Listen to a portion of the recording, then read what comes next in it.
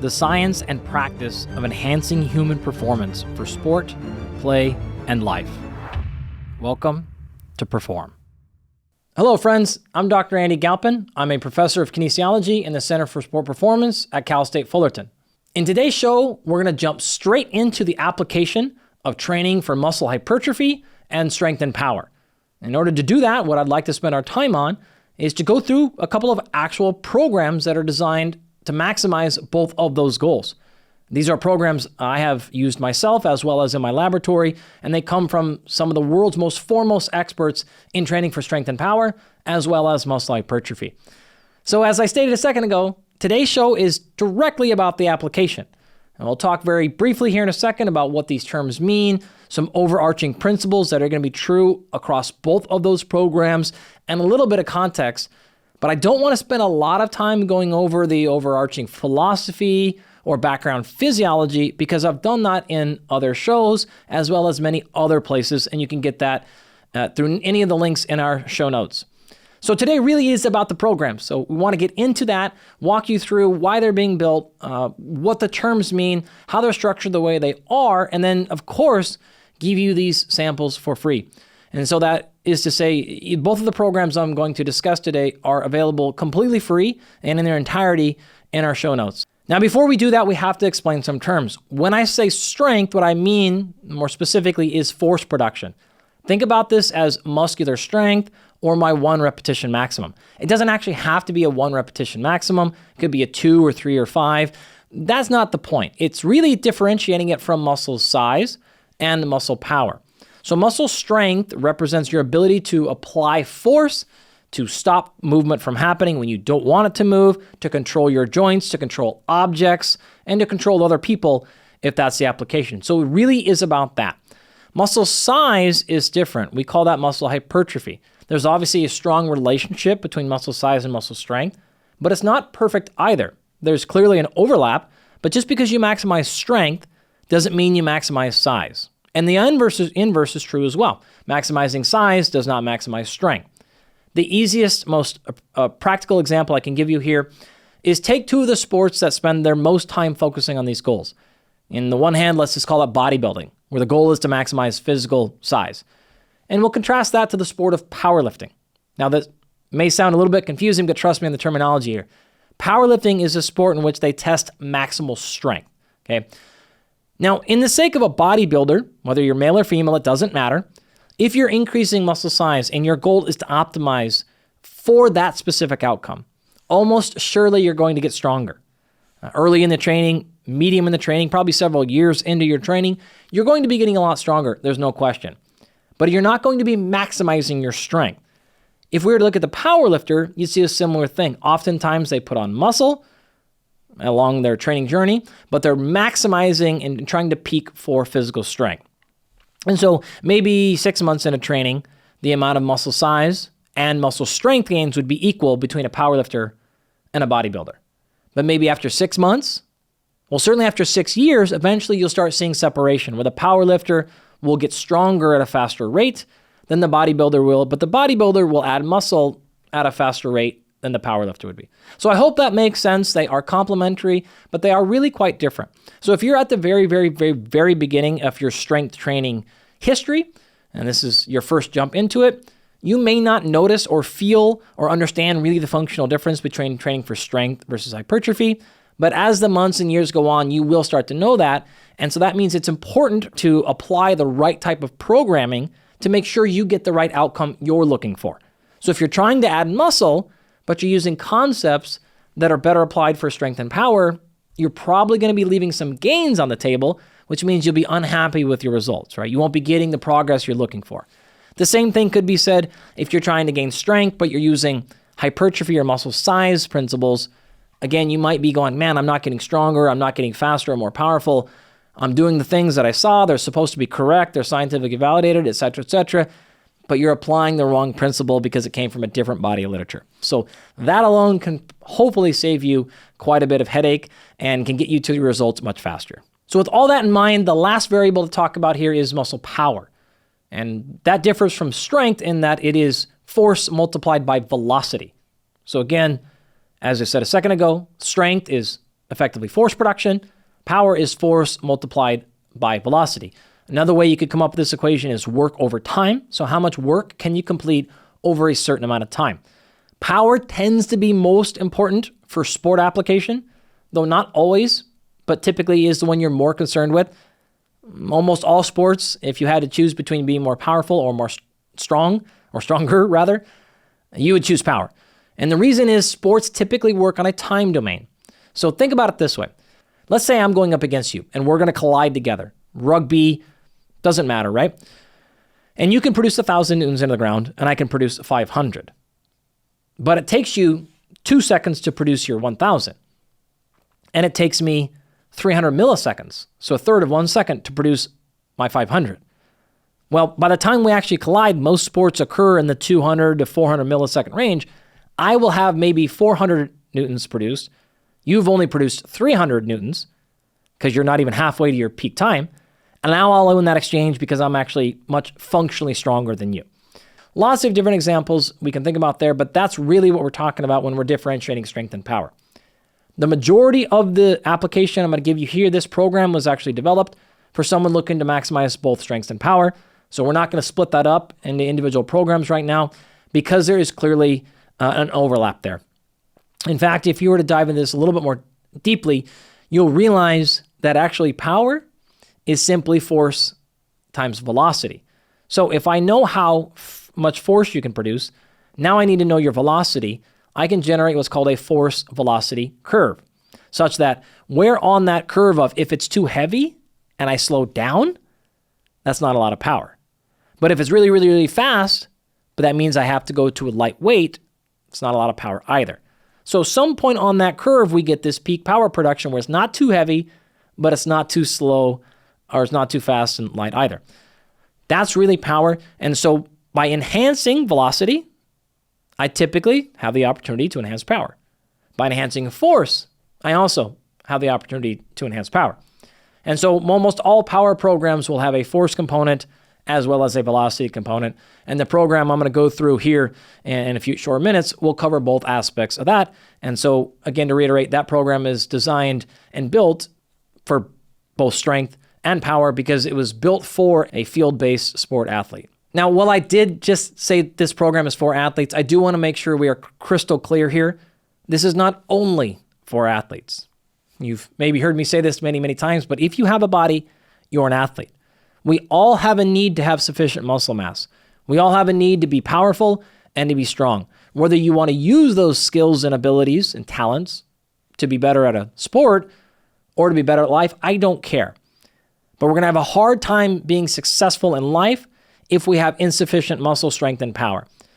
We're going to cover these things in detail in other episodes and I've done it in numerous other places, but just really quickly, your skeletal muscle is one of the most important organs in your entire body. It's the largest organ, which means it's responsible for a whole host of things. First and foremost, locomotion. It is the thing that gets you throughout this world. If you don't have muscle, or your muscle is not strong or powerful, and remember, while just because you have muscle doesn't mean you're strong or powerful, and just because you're strong and powerful doesn't mean you have a lot of muscle, but there is still a massive overlap. It is hard to be really, really, really strong and powerful with very little muscle. Take a look at any weight class-based sport. That's why they're there. Typically, as you add muscle, you also add peak and maximal strength. And so there's a relationship there. Really challenging for most people unless you are highly trained and skilled in understanding exercise physiology and exercise science to have enough strength and power and really to be under-muscled. And so for most people listening who are not athletes or working with high-level strength and conditioning professionals, you're going to want to make sure you've got some muscle and some power because, again, that's the thing that lets you move through this world. You can imagine simple scenarios like running through the terminal in an airport with your luggage trying to catch your layover. Probably the most common example we'll give are things like stopping yourself and bracing yourself from a fall. As you age in life becomes incredibly important. But really functionality. So let's just say that you want to walk up some stairs or go on a hike and every step represents such a high percentage of your maximum leg strength, it becomes extremely fatiguing. So one thing I always like to say is put a barbell on your back and do step-ups. and put 70% of your maximum leg strength on that step up and just step up 12 inches. See how many repetitions in a row you can do before you get really tired. Well, if walking up a normal flight of stairs requires force production that is equivalent to 70 or 80% of your maximal leg strength, that's how you're going to feel every day. None of us want to be in that position. I don't need to really try to encourage you more to not want to be, specifically with your legs, to be weak. Upper body, excellent research on grip strength, being a strong predictor of overall longevity, brain health, wellness. I mean, you pick your metric here, but just some quick examples of why all of us really should be paying attention to having a sufficient amount as well as high quality and high functioning skeletal muscle. Now, before we go too much further, I'd like to take a quick break and thank our sponsors because they make this show possible. Not only are they on this list because they offer great products and services, but because I actually personally love them and use them myself. Today's episode is brought to you by Rhone. Rhone is a premium activewear company that is easily my favorite in the world. Few things have aggravated my wife more than my clothing choices. Let's be honest, fashion is not exactly my strong suit. Partially because I have just no sense of style, but also because I'm neurotic about texture and feel. There's not a single brand I've tried over the years that has the same quality, feel, and fit that Rhone has absolutely mastered. Rhone uses best-in-class materials to allow their products to be lightweight and breathable, but still durable enough to last even when you're training super hard. I remember the first time my wife wore it for a cycling workout, and she, who let's just say is well-versed in the activewear world, was genuinely surprised by how soft and stretchy, but supportive the material was. The Rhone women's collection actually just launched and is already filled with great reviews online. The Rhone base training shorts are brilliant as well. They fit perfectly and have the right amount of stretch to allow total freedom of movement. They also have pockets, which I like, and zippered pockets that are sneaky helpful for holding hotel keys and things like that. The Atmosphere Tee and Commuter Business shirts completely blew my mind. I do not understand how they made this material. I'll never go back. Trust me here, friends. Just stunning craftsmanship all the way around. If you'd like to try Rhone, go to Rhone, spelled RHONE.com/perform to get 25% off your first order. Again, that's Rhone.com/perform to get 25% off your first order. Today's episode is also brought to you by Continuum. Continuum is a membership-only wellness club designed to help high performers reach their fitness and performance goals. Continuum just opened its flagship club in Manhattan, quickly making it one of the most sought-after memberships in the city. Its location in Greenwich Village is incredible. In fact, it's stunning. It's a 25,000 square foot space with state-of-the-art equipment, a beautiful design, and everything you could possibly want in this unique mix of a gym, wellness center, and social club. Continuum members start with a thorough Olympic-grade assessment that results in a biometrically driven, AI-assisted wellness program that updates in real time and incorporates everything from personal training and physical therapy to hyperbaric and IV therapies. By bringing together true fitness experts, best-in-class technology, and proven wellness services and amenities, Continuum delivers the most comprehensive solution to performance. I've been involved with Continuum, working as their head of performance science, since their founding, and I've been incredibly impressed by what the team there has built. If you're interested in joining Continuum, their team has agreed to give a select number of you, the listeners here, a fully waived onboarding, which includes VO2 max testing, DEXA scans, blood panels, sleep analysis, and more, all at their fabulous New York City flagship location. To learn more, visit continuum.club/perform. Again, that's continuum with 2 U's, .club/perform. Okay, as a very general overview, when we're talking about training for hypertrophy, we're typically looking at something like 8 to 12 repetitions per set. Now, in the last 5 to 8 years, it has become extremely clear. Hypertrophy happens pretty equally from as low as 5 repetitions per set all the way up to 30 repetitions per set. So you can go anywhere in that window as long as you're training to the same effort and expect equal hypertrophy. But that said, most of the time, most people stick closer to kind of 8 to 12 repetitions, but by all means, go lower or higher, and it should be no problem at all, absolutely equally effective. What that means then in terms of intensity is that will scale based upon how heavy you're lifting. Generally, if you're in the kind of 8 to 12 repetition range, you're probably in the 70 to 80% of your 1 rep max range. If you were to go a little bit lower, say 5, 6 repetitions per set, you might be a little bit higher, maybe 80, 85%. And if you were to go lower, in fact, you could go as low as 30% of your one repetition maximum. That's been shown extensively in the research, equally effective, but that would just require you to do 25 or 30 or potentially even more repetitions per set.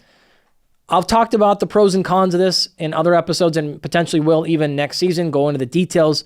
There are not the same because of things like strength. So while you will expect equal hypertrophy with, say, 25 repetitions per set as you would with 8 repetitions per set, the strength progress will not be the same.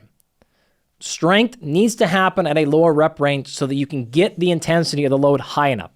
Typically, what we're looking at there is, of course, what I've spoken of before, the 3 to 5 method, so 3 to 5 repetitions per set, but that could go a little bit higher. Really do remember, these are not hard cutoff lines. These are just kind of phased out. So if I can get strength at 5 repetitions per set, what do you think happens at 6? Still some strength. What about 7? Yeah, still some. 8? Yeah, sure. But what about at 30? Well, okay, very little. And so what happens is it's just kind of like, where is the general place to be most of the time? That's all we're saying with strength. But because of what we're trying to do, reach a high load, we have to have a low repetitions per set because fatigue starts to reduce the amount of weight we can actually lift. So strength is generally something, again, like 3 to 5 repetitions plus or minus, can be as low as 1. If you want to truly peak strength, you do 1 repetition as heavy as you can. And there's cons to that as well. You want to go a little bit higher, 5, 6, 7 reps. Okay, still fine, but maybe you have to go a little bit lighter. Gives you rough context of what you're looking at. For power, just continue that logic one more step. So because power has a strength and velocity component, not only can I not afford to lose some force output, I can't afford to lose velocity either. And so power happens typically in a similar rep range, almost always though less than kind of 6 reps per set at the most, usually even less than that, right? 2 to 5, probably more so even than strength. And we have to do it at a fast speed. So the intensity, the load can't be as high because I have to move it fast. Okay, so while you could do something like this, say 3 sets of 3 repetitions at 95% of your bench press for strength, that's going to move very slow. And so that wouldn't be great at developing power. We would want to go to maybe 3 sets of 3 repetitions at 65%. So not super, super light, because now we're just working on pure speed, but not super heavy either, because now we're just working on pure force, somewhere in the middle. Every exercise has a different optimal load. In other words, how heavy you can lift, what percentage of your 1 rep max to maximize power. Generally, very generally, upper body, smaller exercises tend to achieve their peak power at a lighter percentage. 40% of your max, 50% of your max, maybe as low as 30% of your max. Bigger exercises like a squat, higher, maybe 50% of your max, 60% of your max. More complicated movements like a snatch or a clean and jerk can even be as high as like 80 to 95% of your 1 rep max.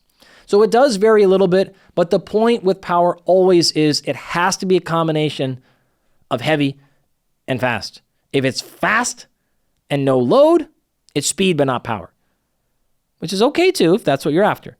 If it's heavy and very, very slow, it's force, which is okay, but it's not power either. Power needs to be somewhere in the middle. So with that in mind then, the rest range for hypertrophy can really be whatever you'd like. It can be as small as 30 seconds.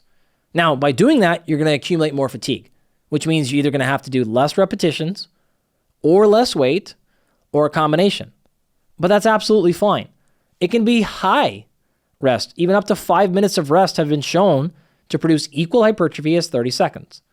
Obviously, if you go more rest, you get more recovery, which means we now need to keep the weight higher, go higher, and keep the rep range higher or go higher. And so pros and cons, there are subtle differences, but equal benefit from short rest ranges as low as 30 seconds all the way up to longer rest ranges up to 5 minutes. For strength and power, though, it's a different story. You need to stay away, for the most part, of low rest intervals. Remember, this is all about quality. We need to practice moving fast a bunch of times. We need to practice moving heavy a bunch of times. If we shorten our rest intervals and we can't move as fast, we can't produce as much force, then we're not practicing producing force, and we're not practicing moving faster. And so we're really undercutting our adaptations. 2 to 5 minutes of rest is the rough recommendation for power and strength. But you do want to think about this in context. If I were to do, say, 1 vertical jump, I don't truly need to rest 5 minutes. That's not that fatiguing. I could probably honestly do 1 minute and be, depending on how fit you are, you might even be able to do like 40 seconds and be fine. And so they're just guidelines, okay? Think about the person. Think about what phase of training they're in. Early in a training phase, maybe you want more rest. But 16 weeks into a training program, you're very fit, you're very strong, you're in shape. You maybe don't necessarily need a full extensive rest interval to produce peak power again. Okay? If you're trying to truly maximize your strength, you're probably going to take 5+ minutes of rest. If you're trying to work on a lot of different repetitions on a lot of exercises of power, maybe 2 minutes is good. 5, oftentimes when I say that, people are like, oh my God, 5 whole minutes. And they go to the gym, they do it, they start their clock, and like 30 seconds in, they're like, oh my gosh, like I have to wait another 4.5 minutes. Well, not necessarily all the time, and not for every exercise. I will caution though, you are not nearly as recovered as you think you are. If you're used to doing things that are like moderate strength or hypertrophy or muscular endurance, you're not really understanding, and you typically can't register what it feels like to be at 100%. You get to kind of 90, 92% and you think, yeah, I don't feel any difference. In this particular case, if we're trying to maximize power and strength, that last 7% matters, but you may not be able to perceive it if you're not used to it. And so typically what I would say is if you're not used to this type of training, I would still take more rest intervals than you think you want to. What's the harm? You cost yourself an extra 6 minutes combined at the end of the workout by doing 20 more seconds of rest. Okay, you can live with that, okay? If eventually you realize that's enough and you want to back it back down, that's great. But initially start off with more rest than you think. For the most part, people err on the side of too short when it comes to power and strength, not necessarily too long. Okay, so now that we're speaking the same language about what we're going to get into, hypertrophy versus strength and power, we need to understand a few things that are going to be true of both of these programs. And I want to say that now so I don't have to repeat it twice as we go through the individual programs. When we're talking about training for muscle function, we have to acknowledge a few things. One, there are just a handful of concepts to go after, but there are infinite methods. I'm simply going to present to you a couple of them. These are scientifically validated and supported, as you'll hear later, but there's many, many other scientifically validated and supported methods for hypertrophy and muscle strength. So I don't want you to think this is the only way, or I'm necessarily even espousing this is the single best approach, because that's not necessarily the case. I just know that these are effective, and there are many, many other ways to go about that, depending on your context, your availability to exercise equipment, your background, your goals, your age, your sport that you're participating in, injury history. All of that would go into designing your program. I don't have any of that context for you right now for this individual program, so I'm just going to walk you through some highlights. But that is absolutely true. These programs are highly effective, as I've experienced personally, but also there are many ways to get to the same route. That said, when we're talking about enhancing sport performance, that is clearly about more than just muscle action. So I tend to default to muscle because I'm a muscle guy, but I'm absolutely acknowledging many things go into performing at your best on the field or on the court or in the arena. That's outside of the scope of today, but we'll acknowledge that. Even something as simple as power. So hitting a golf ball farther or throwing a baseball harder requires some muscle power. But then you have things like movement technique and skill and timing, and all of these allow you to perform better in your sport, to express more power in your sport that don't necessarily require you to enhance your functional ability in the gym to produce more strength and power. So that is a little bit different, I'll acknowledge that, but from this perspective of let's just start at the beginning, all those conversations I just said maybe we can have in future seasons, but right now if I'm just trying to get more powerful in the gym, what would I do? This would be my answer. So a few other things you'll see consistent across both these programs. Number one, they're both going to leverage a concept called progressive overload, which means you have got to overload the system in some sort of systematic and intentional fashion. The easiest adage here is, add 5 pounds every week. That doesn't necessarily work. I'm going to talk through how we do that. And even the idea that you have to add load or weight as your method of progressive overload doesn't have to be the case. In fact, the programs I'm going to share with you, the strength and power one does choose to overload with intensity or weight, but the other one is actually keeping weight somewhat consistent and overloading with volume. And that's because with hypertrophy, the primary driver of muscle growth is going to be volume. And so you want to hold that most sacred. If you go up or down in some weight, it's not nearly as important as it is that you continually progress and overload your volume. Strength and power are the opposite, though. Maintaining intensity and the expression of force production and power is more important than your total volume typically, and so you'll want to hold that one more sacred. And so I actually picked these examples. What's nice about them is they are going to follow in practice what the science would also say about the physiology and the mechanism. That doesn't always happen. In fact, quite often doesn't happen in our world. So it's really nice when we see the science of mechanism and physiology line up perfectly with what the experts are actually doing. And that ends up getting you the best real whole world, whole body performance outcomes that are the best. Some other things you'll notice, both programs are heavy on balance. And what I mean by that is not like your physical balance of tripping and falling, but balance among the programs. So they do some work in the frontal, sagittal, and transverse planes, which means sort of up and down, front and back, and rotation. They're balancing upper body and lower body, left side and right side. They're balancing things like doing bilateral, so 2 legs at a time, versus unilateral, 1 leg at a time. They're balancing kettlebells and dumbbells and barbells and bands and sprinting and movement, and they have this general balance of equipment. Now, when I say balance, I don't mean a mathematical equal balance. I just mean they're acknowledging and making sure nothing's getting too squirrely, that we're not doing 80% of our work on our quads and 10% on our hamstrings, or 80% of our work on our upper body and 10% on our lower, etc., etc. It's just a reasonable balance, and there's no specific numbers behind that. In fact, they're different among the programs, but they're really trying to pay attention to, over the course of these 8 to 12 weeks that we're going to put somebody through, of intensified, progressively overloaded training, we need to have a reasonable balance between these different ways so we're not creating asymmetries, or even maybe correcting some of the asymmetries we have, and we're keeping our joints overall healthy. That is probably the most critical key component to training and training harder over time while staying healthy and injury-free. So progressing in an appropriate manner, as well as paying somewhat attention to balance of the program. Last thing to note here, and this is really true against any exercise program for any goal, is we have to understand how we're modifying and really be intentional and judicious about all 7 of the modifiable variables. If you've not heard that phrase before, I would recommend checking out my guest series with Dr. Andrew Huberman on the Huberman Lab podcast I did in 2023. We talked about them in detail. So to go through them quickly here, I use an acronym developed by my former colleague and lab mate, Dr. Lee Brown, which is called COVIFRP. It's a wonderful acronym. Scientists are always great at developing acronyms. But it stands for CHOICE, which is exercise choice. So what exercises are you selecting? This includes equipment, as well as what movement patterns, and a lot of things I just discussed a second ago. So the choice of the exercise you're selecting influences in part what adaptation you're going to get, strength and power or hypertrophy. O, which stands for order, it's another way of what order do I do them in? So what exercise goes first in my day, second, third, fourth, fifth, etc. In the case of things like strength and power, order is incredibly important. You need to be hyper-specific. With hypertrophy, it's far less important.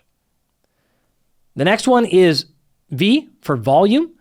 This is how many repetitions multiplied by how many sets throughout the week. So what's my total weekly or monthly volume? Again, as I said a second ago, it's important in both categories here that we're paying attention, but really we need to make sure that we're not losing volume over time with hypertrophy. And for strength, we just want to make sure we're not doing so much volume that it's compromising our ability to come back and use high force and high power in our next training session, because those are the ultimate drivers generally for those adaptations. The next is I for intensity, and that refers to, again, what percentage of your one repetition maximum you're going after. It's the inverse answer to what I just said a second ago, where intensity needs to be key for power and strength, and where it is important but far less relevant for actual muscle hypertrophy. F stands for frequency. This is how many days per week. Easy distinction here.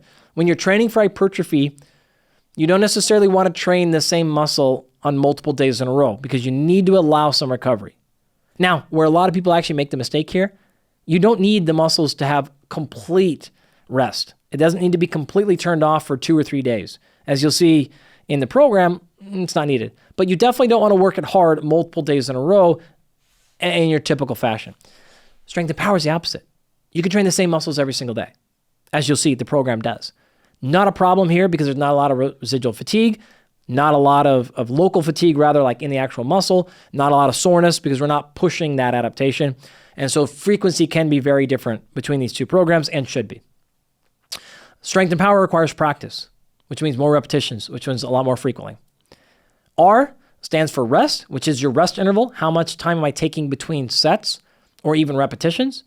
You have the option for hypertrophy, can be low rest, say 30 seconds of rest, or maybe even less, all the way up to 5 minutes of rest.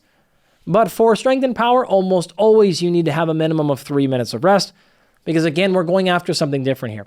This is really about the quality of each individual movement. And so if we're keeping ourselves to a short rest and we're losing our force or power production, then we're losing our actual goal, which means we're not going to get what we're after. There are exceptions to all these rules, but this is just a standard default of typically what we're trying to do. The last variable here stands for P, progression, which is how are we progressing these things over time? And that is really what we're going to talk about along the way. So that said, that is kind of the fundamental background of everything here. And what I'd like to do now is get into the two programs. I have intentionally selected things, as I mentioned earlier, that I have done personally. I've done in my actual self, my training. I've done them with athletes I have coached, and there is research directly supporting them. You're going to see some of these. In fact, one of the protocols is one I've used in my laboratory for training studies that we've completed. So I know that these things work quite well. You're also going to notice that they're both set up to be 4 days per week. I did that just to help you understand both the training programs. If you want to modify them a little bit to 3 days a week, that is absolutely possible. That's something you'll have to kind of figure out on your own. If you want to increase this up to 5 days a week, that may be challenging, but could be done as well. I would recommend, though, if possible, to do both these programs. If you're going to try them yourself, really do your best to try it at 4 days per week. You're going to get the best results because that's intentionally and specifically what they were designed for. I've also selected a couple of different examples. The hypertrophy one, as you're going to see, is very straightforward. I wanted this to be pretty simple. This will be easy to listen to, and it'll be something to just really jump in and try. Now, neither of these programs are easy. They're going to have to work hard as you choose to, but it's again, a little bit more straightforward. At the same token, I wanted to go over something more advanced. I know a lot of you listening are at the beginning of your fitness journey or have been coaching for a little bit, but some of you are at the other end. Some of you are very, very high level coaches. And so I wanted to provide some context of letting everyone see this is what the strength training stuff can look like at a simple, straightforward. That doesn't mean less effective. Doesn't mean it doesn't work as well, but programs can be very simple and they can be highly complicated, and both can work. And that's really what I want to highlight is the fact that just because your program looks very simple doesn't mean it won't work. And just because it looks really simple doesn't mean it's actually getting better either. Absolutely rationale to make programs very straightforward. Absolutely rationale to make them far more complicated. Entirely depends on the context, situation of both the client you're working with, as well as your personal coaching abilities and skills. I'd like to take a quick break and thank our sponsors. Today's episode is brought to you by Renaissance Periodization. If you want to put on muscle through science-backed training programs, look no further than Renaissance Periodization. RP, as we call it in the industry, guides users through effective and easy-to-follow lifting programs, all through their Hypertrophy app. These programs are designed by the absolute best in the industry, including one of my absolute favorite sports scientists and professional bodybuilder, Dr. Mike Israetel. You may recognize that name because I've referenced him and his work countless times over the years. So whether you're looking to put on muscle, gain strength, or both, these programs will help you achieve your goals and have produced results in literally thousands of men and women. Renaissance Periodization also has a diet app that is backed by the latest science and innovation in the fields of nutrition and takes the complexity out of dieting, helping you achieve your ideal body composition. If you'd like to try Renaissance Periodization, go to rpstrength.com/perform to save up to $50 off of your subscription. Again, that's rpstrength.com/perform to save up to $50 off your subscription. Today's episode is also brought to you by Momentous. Momentous makes high-quality nutritional and dietary supplements. I was deeply skeptical of them, as I am of all supplement companies, given what I know about the industry, the low quality, contamination, mislabeling, and other issues plaguing many companies in this space. However, I was so impressed by what they're doing and plan to do in the future that I decided to not only bring them on as a sponsor to the podcast, but to formally partner with them as well. Every single one of their products is third-party tested, and 100% of their product line is NSF or Informed Sport certified, giving you peace of mind that you're getting exactly what they say you are. So while they offer excellent quality foundational products, such as vitamin D, creatine, and fish oil, they are also highly innovative, having received 10 U.S. military innovation and research grants in recent years. No supplement is mandatory. Even the foundational ones, like the ones I just mentioned, or their grass-fed whey protein isolate, are never meant to replace or be used instead of high-quality food. However, they do have a strong base of scientific support and give you more options to hit your macro and micronutrient targets. For example, I personally found that the recovery powder is fantastic for getting protein, carbohydrates, magnesium, and some glutamine in, without needing to give my coaching clients a ton of directions or several supplements to carry around. If you'd like to give it a try, go to livemomentous.com/perform to get 20% off your order. Again, that's livemomentous.com/perform to get 20% off your order. Okay, let's dive into the programs. The first program I want to get into is the hypertrophy one. Now, this is designed to be 8 weeks and is something we used in my laboratory for an actual real training study. I can't go over and tell you which study we used it for because it's currently in review. But what I can tell you is, without question, it worked. It worked for muscle size. The people actually got a lot stronger too. As I said earlier, when you add muscle, you're almost surely going to add some strength. Unless you're at the very end of that spectrum, you're a very high-level bodybuilder where you might add some muscle and not see a lot of functional gains in strength. Most people that add a sufficient amount of muscle in the appropriate way are going to add a lot of strength, and these folks did as well. We also had them specifically, because this was actually a nutrition-based study, on a hypercaloric diet. So we were controlling for their nutrition and their training and everything else there. So a lot of context went into this, but this program absolutely works. We put it into practice. This was led by 3 of my fantastic graduate students, Cody, Chelsea, and Danny, all of whom have gone on to be excellent and very high-level coaches themselves. So a lot of confidence in the quality of this program. Final important note, it was built directly by a gentleman named Menno Henselmans. Menno has a master's degree in the field. He is a highly published scientist as well, so he collaborated with us on this program. So this is actually developed by Menno. His website is mennohenselmans.com. Really high-level personal trainer, strength coach, worked with tons of people in the past, and is wonderful with education. So if you like to learn about this stuff, he has courses, excellent social media. So Menno is a great person for evidence-based personal training and strength conditioning. So Menno built this program, so I wanted to make sure he got due credit for that because he just gave it to us and we plugged it in and played and it worked wonderfully well. So thank you for that, Menno, and let's go ahead and get into it. The way the program was constructed was to use what we call an ABAB model, which is to say it's 4 days a week and you basically repeat the exact same day twice every other day. So A on Monday, repeated A on Thursday. B on Tuesday is repeated B on Friday. It's not necessarily an upper-lower split, if you're familiar with that term, because you're doing really upper and lower body every single day. Now, I like the fact that we kept the 2 days identical. If you need more variation in your life, you can do that. But it is actually quite nice scientifically to have the same day repeated twice per week because we can control and monitor and measure volume, intensity, and a bunch of other variables. It's also easier to coach because we don't have to teach twice as many exercises. So a strong value proposition to this is it's simple, easy to explain, and your body will become incredibly accustomed to the workouts because you're doing the same workout twice per week. It doesn't necessarily have to go Monday, Tuesday, Thursday, Friday like we did in our lab per se, but that would be the typical approach. That way, the workout from Monday, you're resting on Tuesday, you're resting on Wednesday, and then coming back and doing it again on Thursday. The same basic idea for the Tuesday and Friday approach. And then you've got the 2 days in the weekend to fully recover. So just the way, again, if you want to do it a little bit differently, if you wanted to take 2 days in between and then come back, that's fine, but that's entirely up to you. It was also built on a methodology which is really common and quite popular these days called autoregulation. Been a bunch of research on it. It is highly effective. A handful of meta-analyses and review articles have been published in the last few years on it. It is somewhat newer though.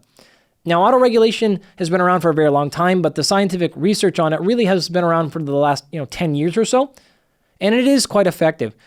What this means is instead of pre-programming out exactly how heavy you're going to lift and how many repetitions you do, you let your body's response guide us a little bit. That's why it's called autoregulation. So we're regulating the intensity and the volume based on how your body's responding rather than a pre-planned number.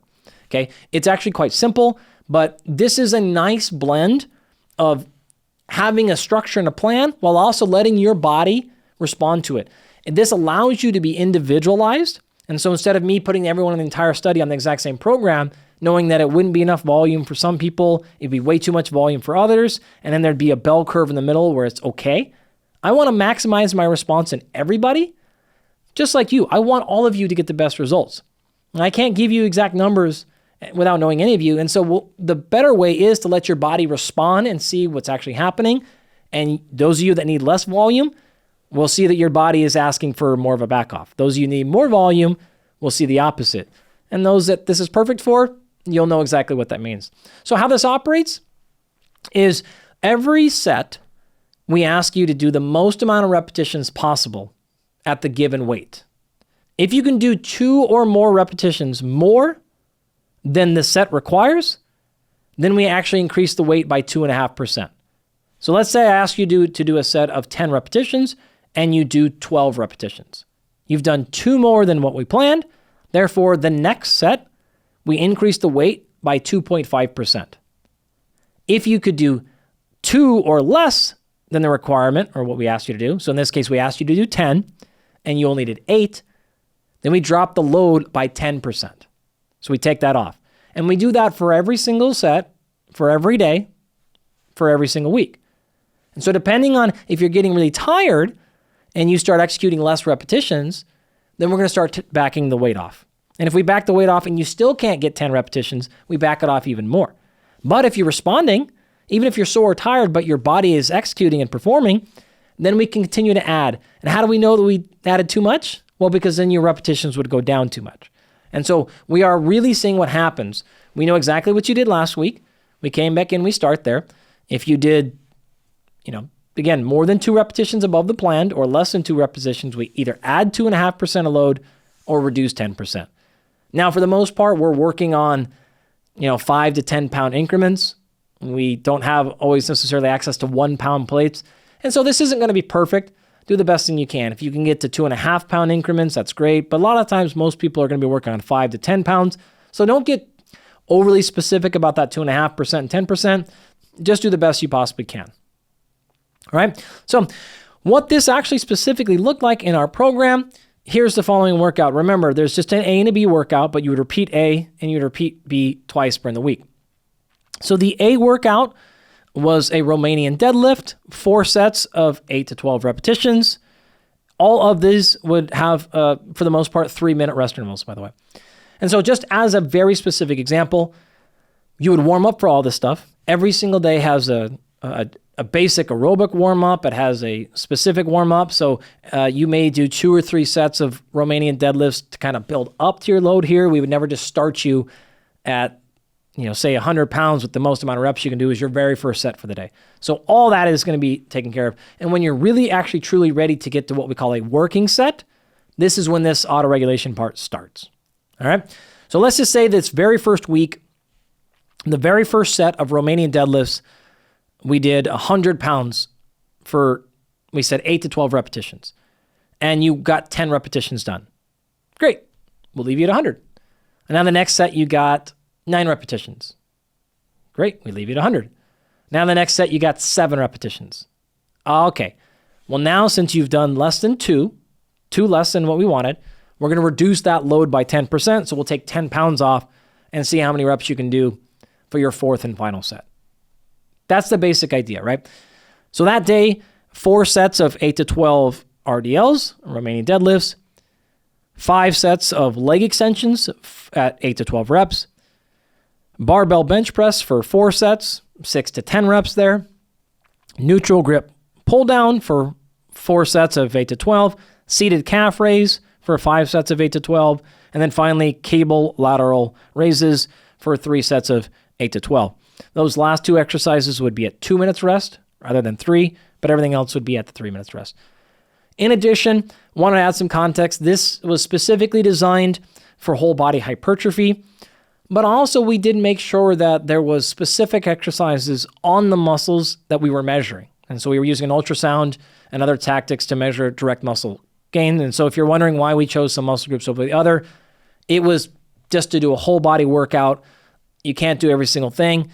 And we wanted to make sure we were targeting the muscles, in this case, especially the vastus lateralis and the quadricep muscle, to ensure they directly were getting activation. So if you see things like the leg extension being the second exercise of the day, and you think, well, why didn't we do a back squat or front squat or something like that, is we just scientifically wanted to ensure, without question, that the quads directly got activated. So we did that very first.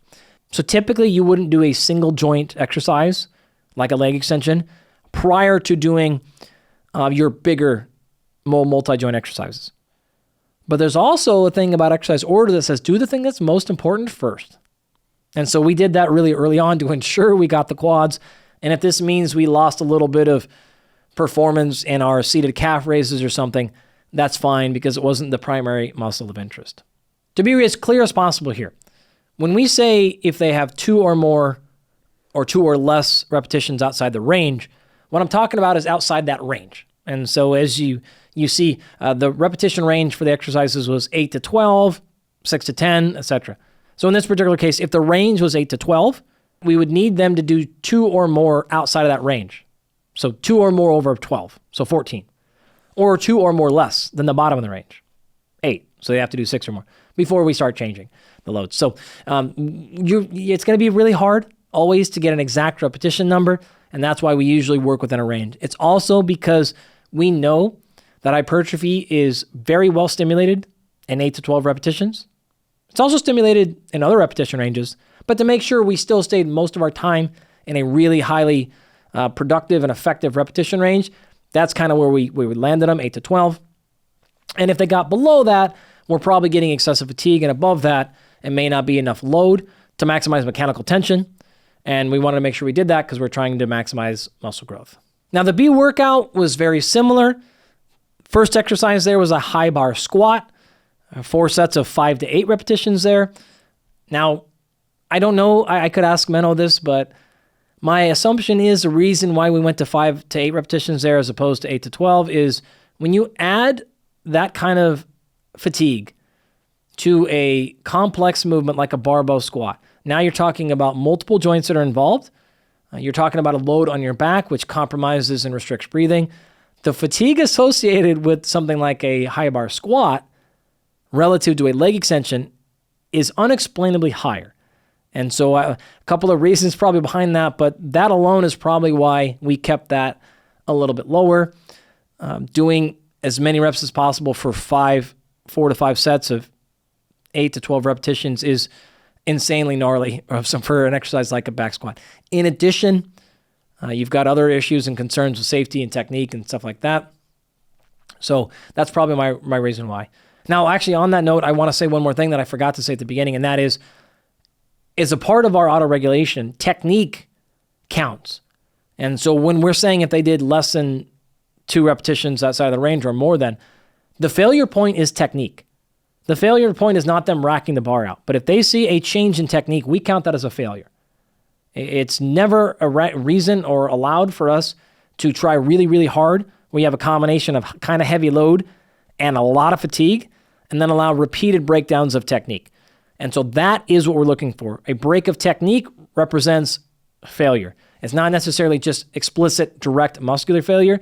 It's if you break position, you have more than a very moderate or very mild breakdown in technique, then you're considered to be failed. Okay, so the B workout. High bar back squats, 4 sets of 5 to 8 repetitions. Lying leg curls, 5 sets of 8 to 12 repetitions. Barbell overhead press, 3 sets of 6 to 10.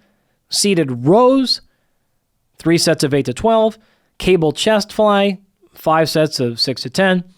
Triceps push down, 2 sets of 8 to 12. And then finally, seated dumbbell curls, 2 sets of 8 to 12 repetitions. Now, those last 2 exercises, like we did on the A day as well, those last 2 tricep push down and seated dumbbell curls were at 2 minutes of rest rather than 3.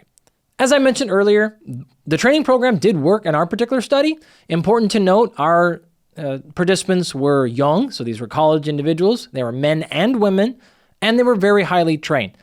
So the results are going to be different if you go into different scenarios. However, if you look across the research landscape, you'll see that this style is an effective method. Now, just to give you some context and results, whenever we analyze study participants in training programs, we're looking how every individual person responds, because we know some people will be hyper responders, others will be non-responders.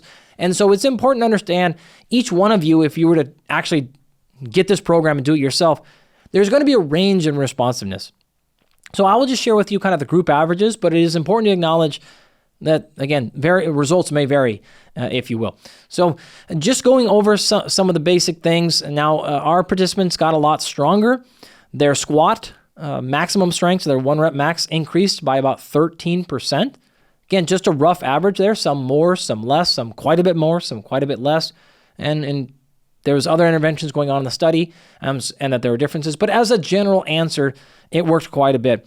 Raw numbers here, you're going to see something like a 14.5 kilo increase in strength, which would be about a 32-pound improvement or something over the course of 8 weeks, which is quite a lot, especially considering it wasn't a program designed to optimize strength. Bench press is a similar story, about a 10% improvement collectively across both wings of the study and men and women. About an 8 kilo jump in performance, which is about 17.5 pounds. Muscular endurance, we tested this in a number of different ways, so not to confuse you, but you can kind of think of that improved by 13 to 16% or so. So your ability to perform multiple repetitions at a given submaximal load went up. That should make the most sense, because if you're thinking back to the style of training we did, where we asked them to do as many repetitions as possible every single set, we were training them for this test, is one way to think about it. Now, not directly, but indirectly. So how many repetitions can you do at a given weight? Then you had a similar training style. So not surprised that they had a very large response there in both their legs and arms, and again, across all the groups there. They also improved muscle size. So you're talking about a group average of 1.8 kilos or more, which is about 4 pounds, which was, again, quite impressive. Represented, ballpark, about a 3% improvement. But that's really hard to interpret because you had pretty big men and pretty small women all combined together. And so wouldn't be concerned so much about the actual percent change there, because that may sound low to you. But the fact that fairly trained folks put on an average of 4 pounds of muscle in 8 weeks is a pretty impressive response, and I think is realistic. So you would expect not much more than that, but less than that also would be maybe concerning. So probably a pretty good number that does suggest a very reasonable but effective program. The next program I want to cover is designed to maximize strength and power. I'll explain a little more of the context and walk you through it in 1 second, but I do want to reiterate, it's best if you get this thing and follow along with me if you really do want to learn, because while the previous program was pretty easy to digest just listening or watching here, this one is more complicated.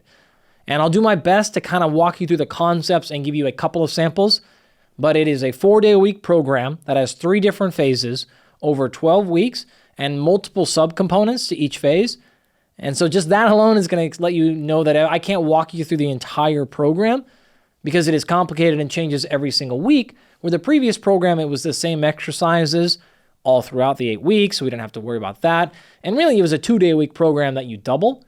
This is not the case. So we'll do my best to highlight the big picture, why the coach designed it the way he did, and then give a couple of sample days and some progressions, but you really will need to get the full thing to see it more. As I mentioned, the program was developed really for an athlete. This is assuming you're in kind of a preseason phase. So you've got 12 weeks or 3 months prior to competition, and it finishes with a taper. So it's a deload, and it kind of backs you down so that you could roll right into performance. This was developed and built by a friend of mine named Travis Mash. Travis Mash has a master's degree in the field as well. I believe he's working on his PhD now. He has over 20 years of experience coaching athletes in a number of sports, including NFL players, a number of Olympians across multiple sports. Travis himself is one of the most legendary and famous powerlifters of all time. I think he still holds world records in the total. He competed mostly in the 220-pound weight class. I think his best total, I'm looking at 2,414 pounds. This was a 970-pound squat. Remember, at 220 pounds, so almost in the neighborhood of 4.5 to getting close to 5x body weight of a squat. So 970-pound squat, 705-pound bench press, 766.1 for you there, Trav, pound deadlift for a total of, again, 2,414 pounds, which I believe is still an all-time record to this day. So Travis himself is a practitioner. He has multiple athletes he's getting ready that will likely qualify and compete in the Paris Olympics in the sport of weightlifting, and is extremely decorated. I could go on and on about Travis, but coached tons of people from youth to college to these high-level ones. So really designed this program with this in mind. Also uses a concept similar to autoregulation, so you'll see hints and twinges of that as well. But instead of based on how many repetitions you can complete, it is based on how fast you can complete. So he uses a method called velocity-based training. Lots of research in the last decade on VBT, for short. And so it's a similar idea, which to say, instead of us pre-programming and using entirely repetitions and sets and loads that we think, 6 weeks in advance will work, it is saying how your body responds and adjusting to what's actually happening. But instead of adjusting it by your muscular endurance or repetitions, it is by the actual velocity you achieve on the barbell. So how fast can you move that load? If you're too slow, we change things. If you're too fast, we change things. So autoregulation, but again, by velocity in large part. There's a large component of it that is pre-programmed and pre-delivered using a concept that I've talked about in other places called the Prilepin chart. So basically, it's how many total repetitions should you accomplish at 60 to 70%, 70 to 80, 90 to 90+%, etc. So that is all baked in as well. So it's a combination of Travis's powerlifting and Olympic weightlifting background, as well as his work with field sport athletes, and really blends it all together under this autoregulation velocity-based training approach to make sure that you are getting stronger, getting faster, and then moving better. Last little part here is that you'll see this program actually involves a lot of on-field movement. So there's acceleration and change of direction, there's sprint work, there's agility work, there's plyometrics. And so this is really a nice comprehensive program to develop an athlete, particularly a field or court or pitch-based athlete for an actual going into season phase, and it is pretty comprehensive in that fashion. So the workouts are highly effective. And what they typically will do is use a style of programming where we address multiple different variables in the exact same workout.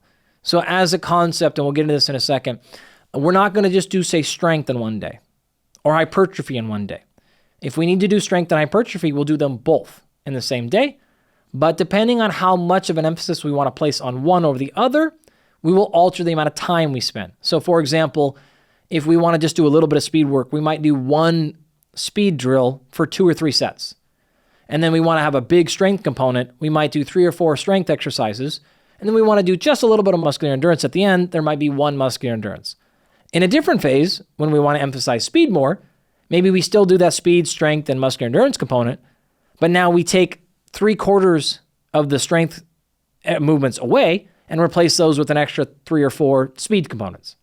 And so we're doing a lot of different things: speed, acceleration, change of direction, high velocity, low velocity, eccentrics, muscular endurance, muscle health, like all kinds of things. And we're almost always doing it all in one day, but we may only do literally 1 exercise or a couple of sets for each thing. Now, this is important and used a lot in this style of training because they need to be able to make sure that we don't say, go 5 or 6 weeks without training a particular style or component. Think of it this way. Imagine you're going into season and you spent 8 weeks focused on hypertrophy. You did the program I talked about earlier, and that's great.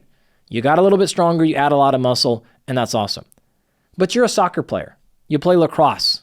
Okay, you haven't moved yet. You haven't done any change of direction. You haven't gotten faster. You haven't jumped. You haven't put your body in weird position. You've just gained muscle size and some strength.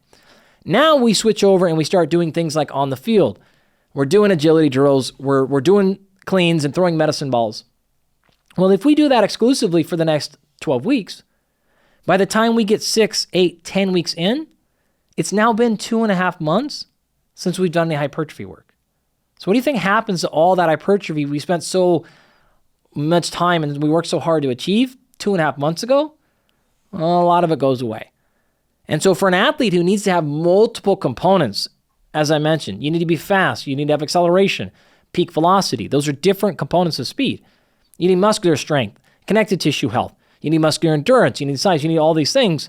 Instead of just doing one at a time in these big 8 or 10 week chunks and then not seeing the same type of adaptation again for the next 8 to 10 weeks, you do a little bit of it every day, enough to just keep it stimulated, to keep it alive, but then you change your emphasis and your focus on another component as you go from week to week to week. So before we jump into the actual details here, a couple of final reminders. Again, the program is available on a PDF in the show notes in its entirety. And Travis as well has a ton of education on this program as well as others on his website, mashelite.com. Travis is exceptional with his education on his social media and podcasts. Lots of free stuff there. So tons of other programs you can get from Travis. So I'd encourage you to go to all of those before you get here. With this particular program, as I just laid out, there are multiple components. And so the workouts are a little bit longer. You're going to be asked to rest a lot, maximally almost 3 minutes plus between most of your sets.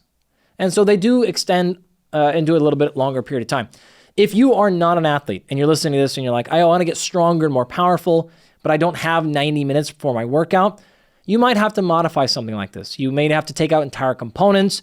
You may reduce it to 3 days a week or spread it out. And so absolutely there can be some modifications, and they should be.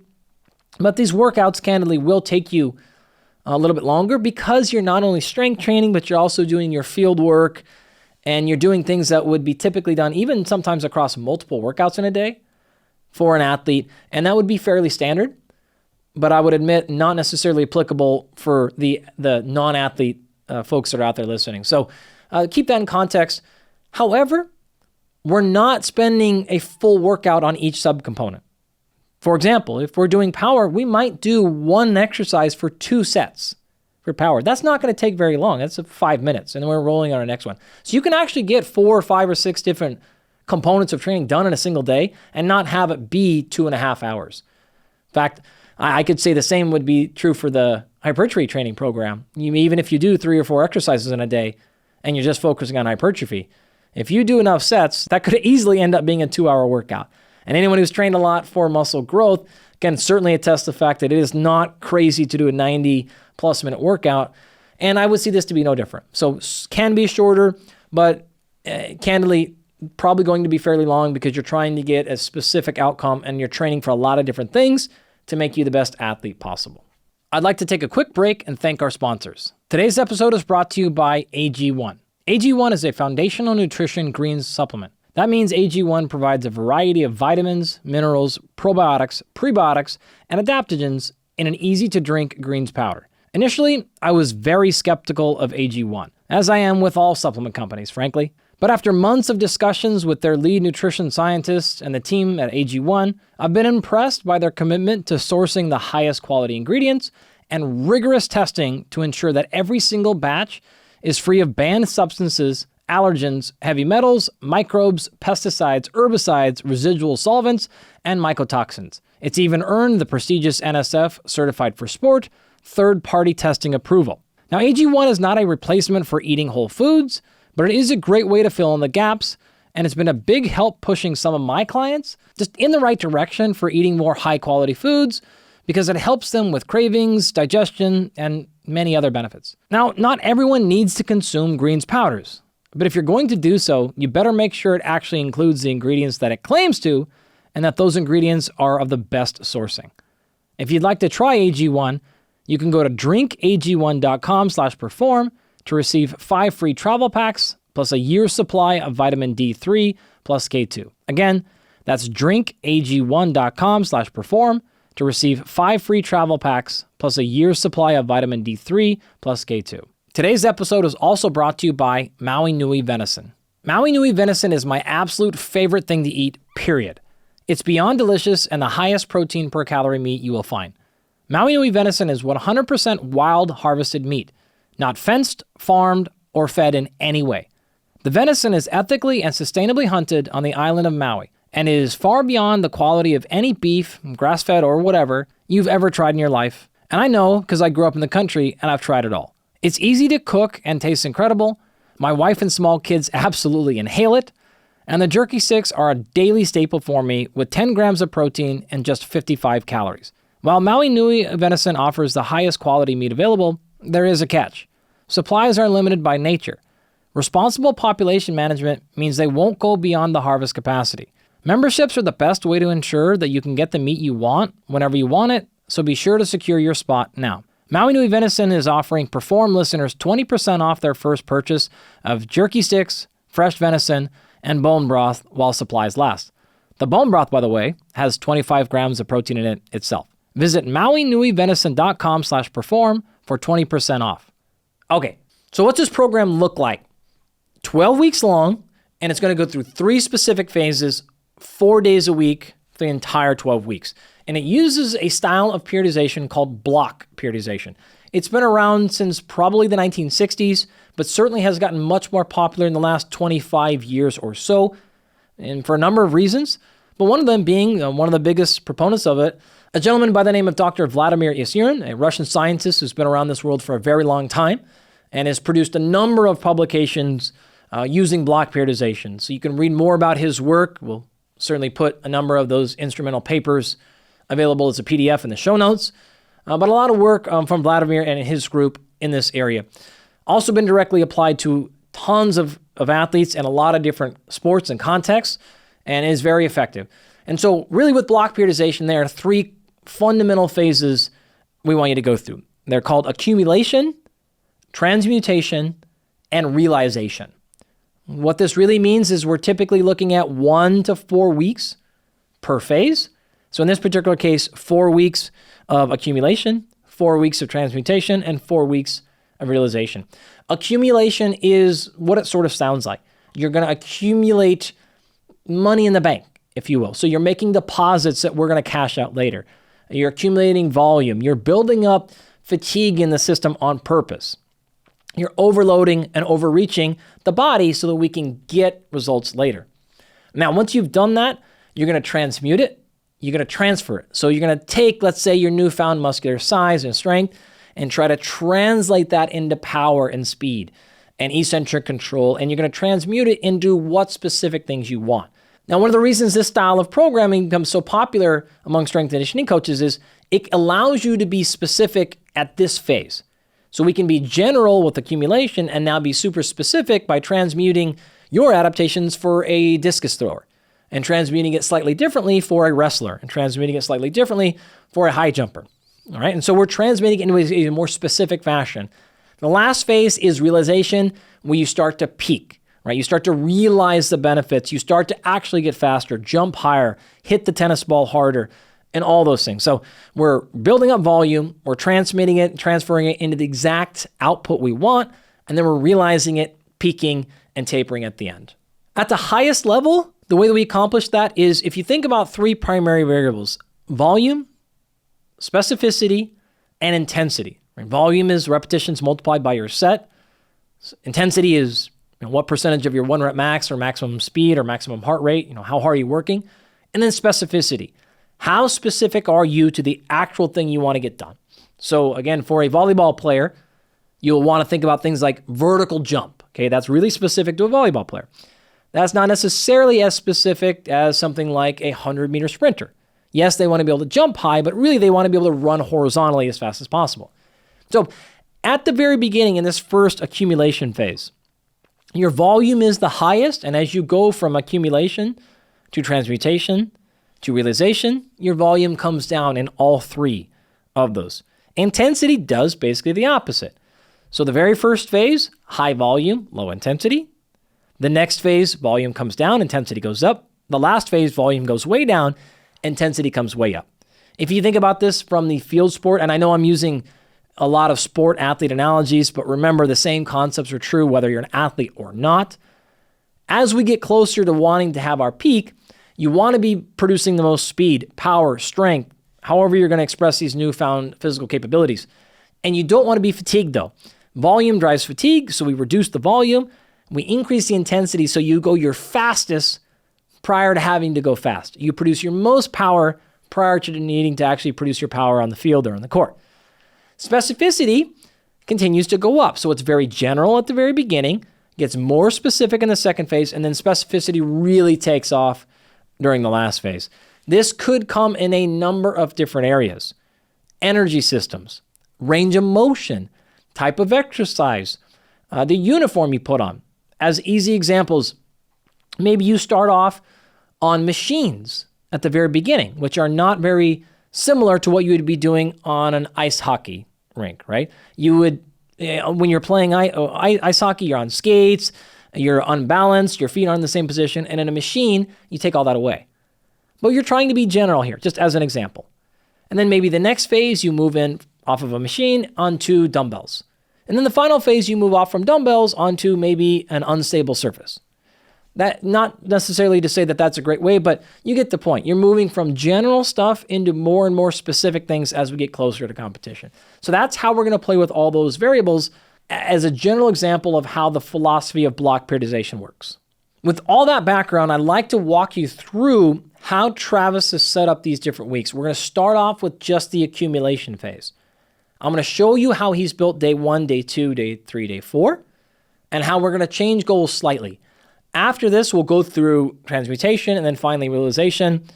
Along the way, and at the end, I'll give you more, but I'll give you specific examples of the exact days, as well as, and I think this is important for a lot of people, how Travis progresses from, say, day 1, week 1, to day 1, week 2, to day 1, week 3, etc. So how are we going from Monday to Tuesday, but also how are we going from Monday, week 1, to Monday, week 2, to Monday, week 3? What small changes are we making? How are we progressing intensity? How are we managing volume? I can't cover all of it. You can run the grid there, right? Many different sub-goals, 4 days a week, 12 days. That's a big matrix I think to cover. So I'll just pick out a couple of key examples that I think are the best way to represent what Travis is doing overall. But the final details will just be in that PDF in the show notes. So getting us started, phase 1 is accumulation. Now in this particular phase, very first day, the overall focus is acceleration and lower body rate of force development, as well as some hypertrophy. So again, you can see there's multiple components there. And what I also love about this style of programming is Travis tells the athlete specifically what the big goal is. A lot of people jump in, they just want to know the exercise or the reps, and that's important. But let the athlete or client and yourself know what are we trying to do. We're trying to move fast today. We're trying to accelerate today. We're trying to do max speed. We're trying to do a little bit of this. It's incredibly effective to let them know because when questions pop up, they run short on time. The exercise isn't available. Maybe something's hurt. If they're just following the program, they may not necessarily know what to say. Okay, you know what? The primary goal today was, in this particular case, acceleration. So while I don't have this piece of equipment, I know a good substitute is anything I can do where I can still accelerate. Something that blocks my acceleration but is maybe good for strength wouldn't be a great switch out here because I know I'm trying to go after acceleration. If that piece is gone and they're just seeing a speed movement, they don't necessarily know what you're trying to get at, and so they can't necessarily make changes. So I love the fact that we're telling them what's the outcome goal we're after, and in this particular case, you got 3 of them. On this particular day, he's got 4 subcomponents. Now, I probably should have said this at the beginning, but every single day, no matter what phase or what week we're in, there's always an extremely long, high-quality dynamic warm-up, right? So I'll go through one example of that, but just plant that in your head as that is incredibly important to this process, especially because we're going to start these workouts asking you to go as fast as possible We need to make sure your neurological system, your muscular system, and mentally, you're ready to actually move fast. So there are long and very specific warm-ups, and these warm-ups do differ from day to day based on the movement patterns needed in that day. As a quick example, if you're going to be sprinting more that day, there's probably going to be more of a focus on making sure the hamstrings and the calves and the feet are really warmed up. If there is maybe some speed work, but maybe a large focus on strength, then the hips are going to be nice and opened up and the back are going to be activated.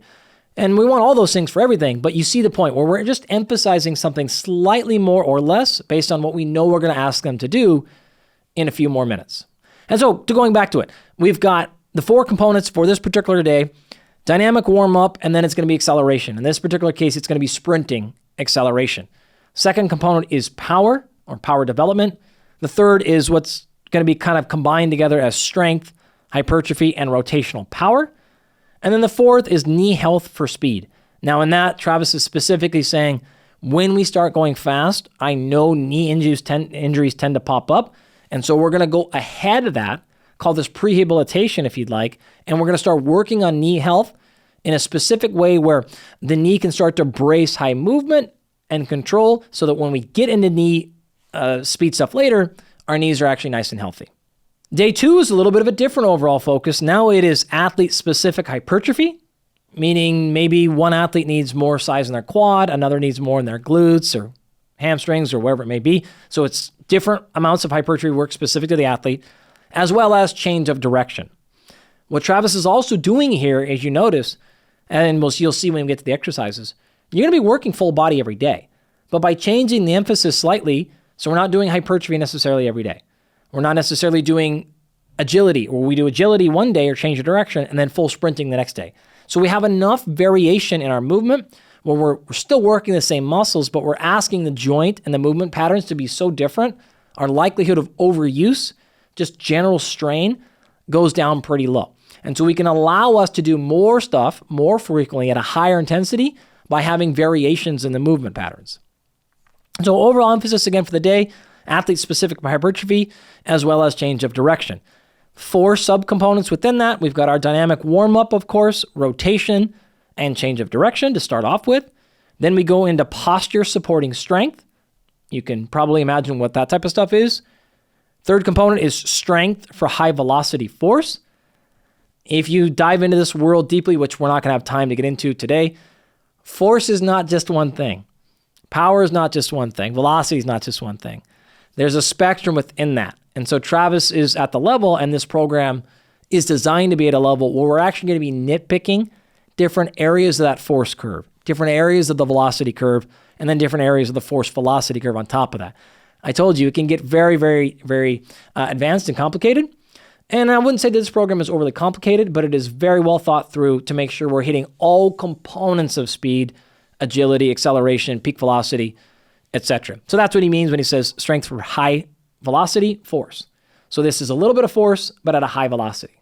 Okay. Fourth and final component for that day is hypertrophy for symmetry.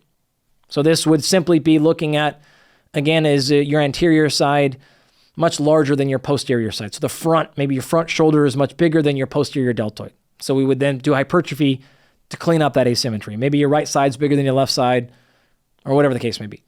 So nice little component there. Again, as clear examples, that hypertrophy for symmetry, as we'll see in a second, might be a couple of sets of one exercise. But the majority of our day, we're going to be spent on part 1, which is our rotation, change of direction. So we can do small amounts of everything here to not still really make this an incredibly high volume, fatiguing, or even really that long of a workout. Day 3 is an athletic speed development as well as a lower high velocity strength day. Now I know that's a little bit wordy, but it'll actually make sense when you see the program. 4 components here, going to be our pure speed stuff at the very beginning, then power, then strength for high velocity force production, and then finally back to knee health for speed. So we've gotten that in twice already in our week. 4th and final day is maximum speed and upper high velocity strength, so upper body high velocity strength. Do speed right out the beginning to get us going there. We'll work on concurrent power, which is a different style of power, athletic strength, and then finally transmutation, using a giant set for our upper body development. This is hypertrophy kind of for the upper body, but we're going to be transmuting a little bit into the next phase already. What he's kind of doing there is saying, we know what we're going to get to in the next phase, so I need to set it up right now so we can actually get to that work when we get there, and we're not unsupported for that. So that's the overlay of that first phase. Before we go on to transmutation, let's go over some examples right now. You got 4 different specific warm-up patterns, but let me just give you a couple so you can see. I'm not going to do this for the next 2 phases, so I want to tackle warm-up a little more detail right now, and then we'll skip past it a little bit later. But just want to give you some exact repetitions and exercises to help you understand. So remember, what we're talking about here is day 1. We're focusing globally for day 1 on acceleration and lower body rate of force development. So not only developing high force production, but doing it as fast as possible, as well as hypertrophy. Okay, the dynamic warm-up for that day is going to focus on getting actually warmed up for the rest of the workout, as well as laying the groundwork for acceleration. So all that context, this is what we're working on. Starting off with something like a walking lunges for 10 repetitions. That's it, 10 reps of a walking lunge, 1 set. Then we're going to go to unilateral standing hip abduction. So you can imagine standing up and raising your leg out and away from you. So adduction, adduction is like add, where you bring your leg back to the midline, you're adding to the midline. Abduction is you're taking away. So you're raising your leg outside. So like the outside of your hip is kind of controlling, pulling your leg out to the side of you. And you do that for 8 repetitions. Then you move on to a side lunge for another 8 repetitions. Then a quadruped, so on your hands and knees position, and you're going to do some hip mobilization, working on the anterior and posterior side for about 30 seconds. Then moving into intentional hip internal rotation, so kind of like a fire hydrants and hip circles, if you will, moving that stuff around. And you're going to do 30 seconds for a couple of repetitions of 30, take a small break and do another one. Again, really what you're seeing here is emphasizing the lower body. We've moved forward, we've moved backwards, we've moved side to side, we've moved 1 leg at a time, 2 leg at a time, we've moved the hip in all different positions, and we're building up a little bit of burn. And a little bit of fatigue in the system there is what we're trying to get. There we're kind of warmed up. Now we're going to actually go into the acceleration development part of the warm-up. In this case, we're going to do 10 meters of a linear power skip, kind of skipping up and down. So you're going to do however many steps that takes you, kind of walk back and do 2 sets of that. We're working on acceleration. We're not going as fast as we possibly can, but we're starting to use this kind of combination of move fast, move a little bit faster, work on accelerating off the ground, but we're still building up into maximum of 10. Then we'll do a similar thing in the vertical session. So we did this for a linear, kind of power skips for linear, so out in front of you, and then power skips for vertical. So how high can we go? 2 sets of 10 meters for that. And now we're going to go into linear bounds. So we're bounding in front of ourselves, 4 repetitions, maybe 3 sets of that. And at this point, we're probably feeling pretty good, and we're popping. So we're moving and we're springing, maybe not necessarily 100%, but with high intent here and high purpose. This is the warm-up, but this is also the training, okay? We're trying to get something out of this. We're trying to improve our acceleration. Okay, after that, those linear bounds, we get into something like a get up. So you're starting with in a down position and you get up to deceleration, that kind of exercise. Maybe 3 reps or 3 sets of that or so for, 15 meters, something like that. With an RPE, so a perceived effort of kind of like 9 out of 10. So we're moving as fast as we possibly can here. We're sprinting, we're controlling that deceleration, but it's not like every ounce of everything we have until the last set. And then we'll probably do one at a true maximum effort because we should be at that level. Okay. After that, we'll actually go into some sprints, 20-meter sprints, maybe 3 of them, right? RPE. So again, rate of perceived exertion on a scale of 1 to 10, of maybe 8 for the first one, 9 for the second one, and then the last one is a final 10, right? You can't do maximum effort on every single thing, but we're going to get pretty close and we're going to get some stuff done out of the previous one. So that would all be accounted for in our warm-up and acceleration. Hopefully that helps you conceptualize how Travis is getting this program started. The warm-up is also, as you noticed, preparation for the day. This is a very big component to getting high-quality training sessions in. Everything should be intentional. Don't just treat your warm-up as hop on the treadmill and run for 5 minutes. Do something that's actually going to help in your training later in that day and even later in your program. Very high level coaching from Travis here, setting up multiple benefits and getting you really time efficient training there. So let's go ahead and move on and talk about the actual workouts on the individual days. Remember, day one here, we're back. We're focusing on acceleration and lower body rate of force development with a touch of hypertrophy. In order to get acceleration done, we already knocked that out with our dynamic warm-up, right? So we did that. We did our power skips. We did our bounds. We did some get-ups to sprints, and we were really working on accelerating as fast as we possibly can. We haven't yet touched on our lower body rate of force development, though we did some of that in the warm-up, nor our hypertrophy. So we would finish that initial warm-up session, finishing with that last exercise being the sprints. And our next block then is actual power development. So in this particular case, there's two exercises. First one is a hang clean.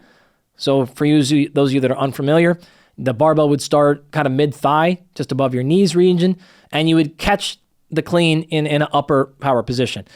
You can catch it all the way at the bottom if you'd like, but a true hang clean is starting not with the barbell on the floor, but starting with it elevated and then potentially catching it as low as possible. So that's the clean exercise.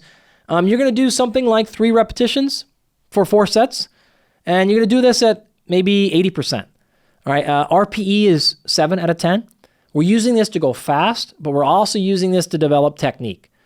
So whether you have a lot of skill or no skill at all, we really need to get good quality practice in. It is light enough, but in fact, if you look at the research, peak power in the power clean or the clean itself happens somewhere between 70 to 90+% of your 1 rep max. So being at a 70 or 80% here is going to produce a ton of power, even if you are moderately trained or experienced with the clean exercise. If you're not familiar with the Olympic lifts, you can modify it potentially, but a phenomenal exercise. In fact, looking at like sports science in general, the highest power outputs found of any exercise will come with the power clean, the hang clean, or the hang snatch, the power snatch. Those exercises trump anything else you can do for total peak power production. So a wonderful option there. Again, we're looking at 4 sets of 3 repetitions, non-fatiguing with a lot of rest. Second exercise is going to be seated box jump. So you sit on a box, you explode from that seat, jump up and land on a small box. A big tip I would give you here, though this is not directly in Travis's program, so I apologize for putting words in your mouth. Typically, you want to set that box that you're landing on to be much smaller than you think. This is not a game of who can jump on the highest box. We're trying to develop power, and we need to do it in a way where we can actually complete high quality and use a lot of technique with our jumping. And really, we're trying to make ourselves better when we're in our sport. And so putting a really high box up there, we're in fear for our life, or worst case, we're actually slipping, smashing our shin against the box. Now we have to take some time off of training or go through a bunch of pain, is not the goal here. And so put that box lower than you think, and then just work on jumping higher than you need to. Don't just jump enough to get on the box. Jump as high as you possibly can and get a lot of quality out of that. In his particular case, he's recommending like a 90 centimeter box, which is not particularly high. And you're going to do 5 repetitions per set, 4 sets. If you wanted to probably superset these things, you could. So you could clean, do the jump, come back and clean, do the jump. But you could do them separately as well. Once we finish those 2 exercises and we've completed our power development, we're going to go on to our strength, hypertrophy, and rotational power. A couple of different exercises here. We're going to do a barbell back squat, as well as a medicine ball perpendicular throw from a kneeling position, okay? Now, with the barbell back squat, we're going to be doing 10 repetitions. We're going to do 4 sets of that. And we're looking at a combination of kind of, 60% 1 rep max, plus or minus. So we don't want this to feel like what we did in the hypertrophy workout. I don't want you to be completely exhausted taking this all the way to the end. We're just trying to stimulate a little bit of hypertrophy, but we're not trying to maximize it. We're not trying to get complete muscular failure. In fact, in this particular case, he puts a restriction on barbell velocity. So no lower than 0.73 meters per second. The way that this works is there are various devices. I know Travis uses a particular piece of equipment called a Gym Aware, where it attaches to your barbell, and every single repetition, it tells you the velocity that you've achieved. And so what he's saying here is we want hypertrophy, but we don't want to lose context of this is still speed development and power development. So if you go too slow, we're stopping you. So you have to still be able to go fast enough. In this particular case, no less than 0.73 meters per second. Maybe a little bit lower, but not much more than that. If you're going way faster than that, then we probably don't have enough load on the barbell. So he's controlling the situation, the repetition range, as well as the load by controlling the speed. So it's a nice blend there of kind of going after multiple things. He's also saying, we're going to shut the rest interval down just a little bit. We're going to go to a minute and a half here. So a little more fatigue, a little more buildup, but not all the way to the end either. Now, as I said, you're also going to combine this with that rotational power. So you're going to use a 4 or 5 kilogram ball from that kneeling position. You're going to rotate and slam it as hard as you can. 4, 6 repetitions per set, 4 sets total. And you'll rest a little bit more, maybe 2 minutes between all those because we're trying to develop power, so a little bit more rest.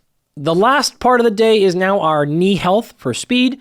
And we're going to have 3 components of this. First is going to be a single leg squat with a counterbalance, really making sure we can control our foot, knee, and hip position, as well as our upper body and our torso's alignment. So not rotating left or right or off center, making sure our hips and pelvis stay in alignment while our feet and knee and toe overall are going in the right direction. So we're going to do that. You're probably looking at, again, 6 repetitions per set, per leg, 4 total sets.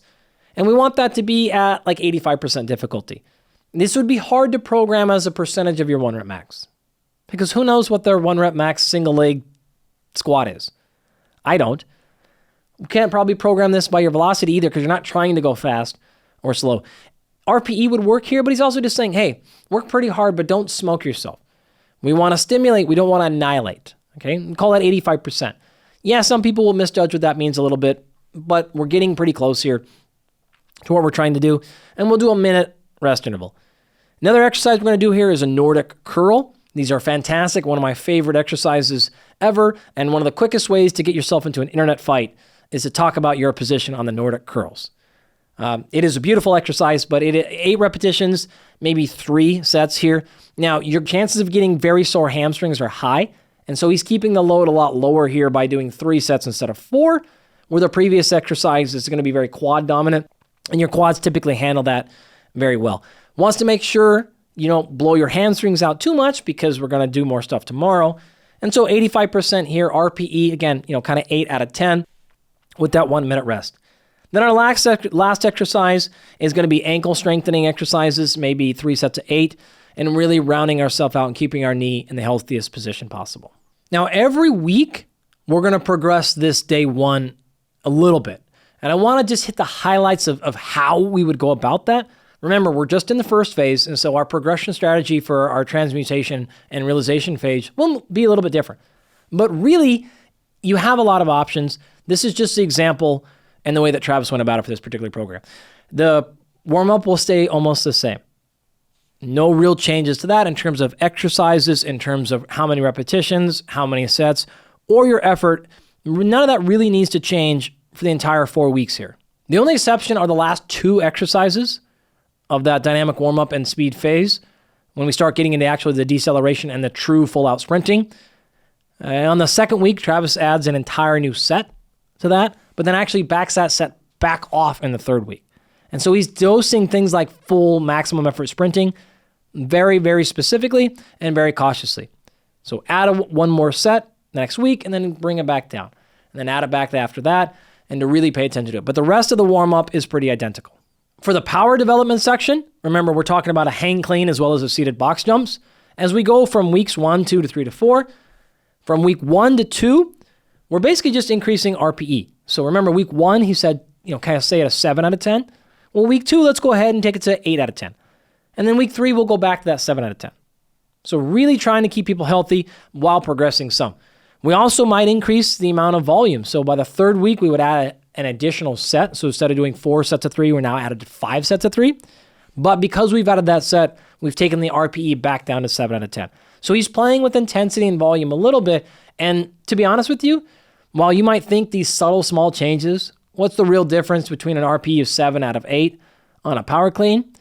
Those subtle differences are what make everything work.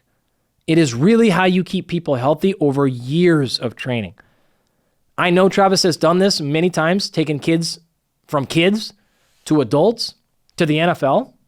And so making sure somebody stays healthy over the course of 10 or 15 years is why these small things matter to pay attention to, as well as acknowledge they are important. And going from an extra set of 3 or another RPE is what makes these things successful. So really subtle but important points there that I didn't want you to gloss over or just think, oh, that's not big a deal. I'll do 4, 5, 6 sets and kind of figure out based on how I'm feeling that day. Maybe. But unless you're thinking about that in the context of weeks, months, and years, you might be putting yourself in a position where eventually problems start to occur and you don't know why. From there, we're going back into our strength, hypertrophy, and rotational power emphasis. Reminder, there are 2 exercises there, barbell back squat, as well as our medicine ball rotational throw. As we go from week 1 to 2, we're going to allow a slight increase in intensity. So going from, say, 58% of your 1 rep max to 60%. What this functionally means is your speed's going to go down. And so while we kind of said, hey, a minimum of 0.73 meters per second, we might say the minimum is now 0.7. Small change, but will matter. We'll keep this going. For the rotational med ball, you can't do much about that. Maybe if you have a slightly heavier ball and you can add a kilo to the ball, that would be great. That would be recommended, but you're still going to keep the load the same and you're still going to try as hard as you possibly can. Now, as you go into week 3, similar idea as we had before, where we're going to go back to the lighter ball that we used in week 1, and we'll take our overall intensity like we used in week 1, and we'll take that back down to allow us to go a little bit faster. Now, in this particular case, we will hold the velocity to like minimum of 0.87. And so we're progressing by saying go faster at the same load, at the same intensity, and that's how we're going to progress. Our final block in this phase is our knee health, 3 exercises, single leg squat, Nordic curl, and then our ankle mobilization stuff. In terms of our ankle strength, we're not going to really progress that. You're just going to kind of do the same thing as the weeks go by. But we really have an opportunity to move with the Nordic curls and the single leg squat. So single leg squat week 1, remember we're going to do 3 sets of 6 at like 85%. Week 2, we might take that up to 90% difficulty. So asking you to go substantially harder on that. But then week 3, coming all the way back down to like 75%. So really making this is like, hey, we put a lot of load and a lot of ask on there. Let's really back off a little bit to not run ourselves into the wall. And then for the Nordic curl, you're going to see a similar thing. 85% week 1, 90% week 2, and then back down to like 80%. And even not only back down to 80%, but we're going to back down to sets of 6 instead of 6 of 8 to give the hamstrings a break. For week 4 of all that stuff, you would basically come back and do a little bit harder of everything. And so now what you're kind of seeing is we went hard for week 1-ish, but we tested the waters. And then we went a little bit harder for week 2. And then week 3, we backed down a little bit, paid the price. And now we can come back week 4 and have our hardest week yet and really go after it. This is a very smart approach and it's effective. It allows you to accumulate volume while working towards higher and higher intensities, but to do your hardest week, week 4, after one of your easiest weeks in week 3. Not the other way around. Typically, folks like to just kind of add more and more and more, and they do their hardest week, immediately preceded by their previously hardest week, which was preceded by their previously hardest week before that. And that's fine for some outcomes like hypertrophy, but in this context, this kind of up, down approach is probably a little bit better. If we can now, I would like to zoom back out and get into our second phase of transmutation. Lots of details left, and I'm sure plenty of you are going, oh my gosh, I wish you would stay there and go over more of the days. But as a final reminder, you'll have to check out the PDF in the show notes to do that, because I do want to get into our next one at the highest level, and that's transmutation. Similar idea, 4 days. Each day has a big overall concept and theme, as well as 4 to 5 subcomponents.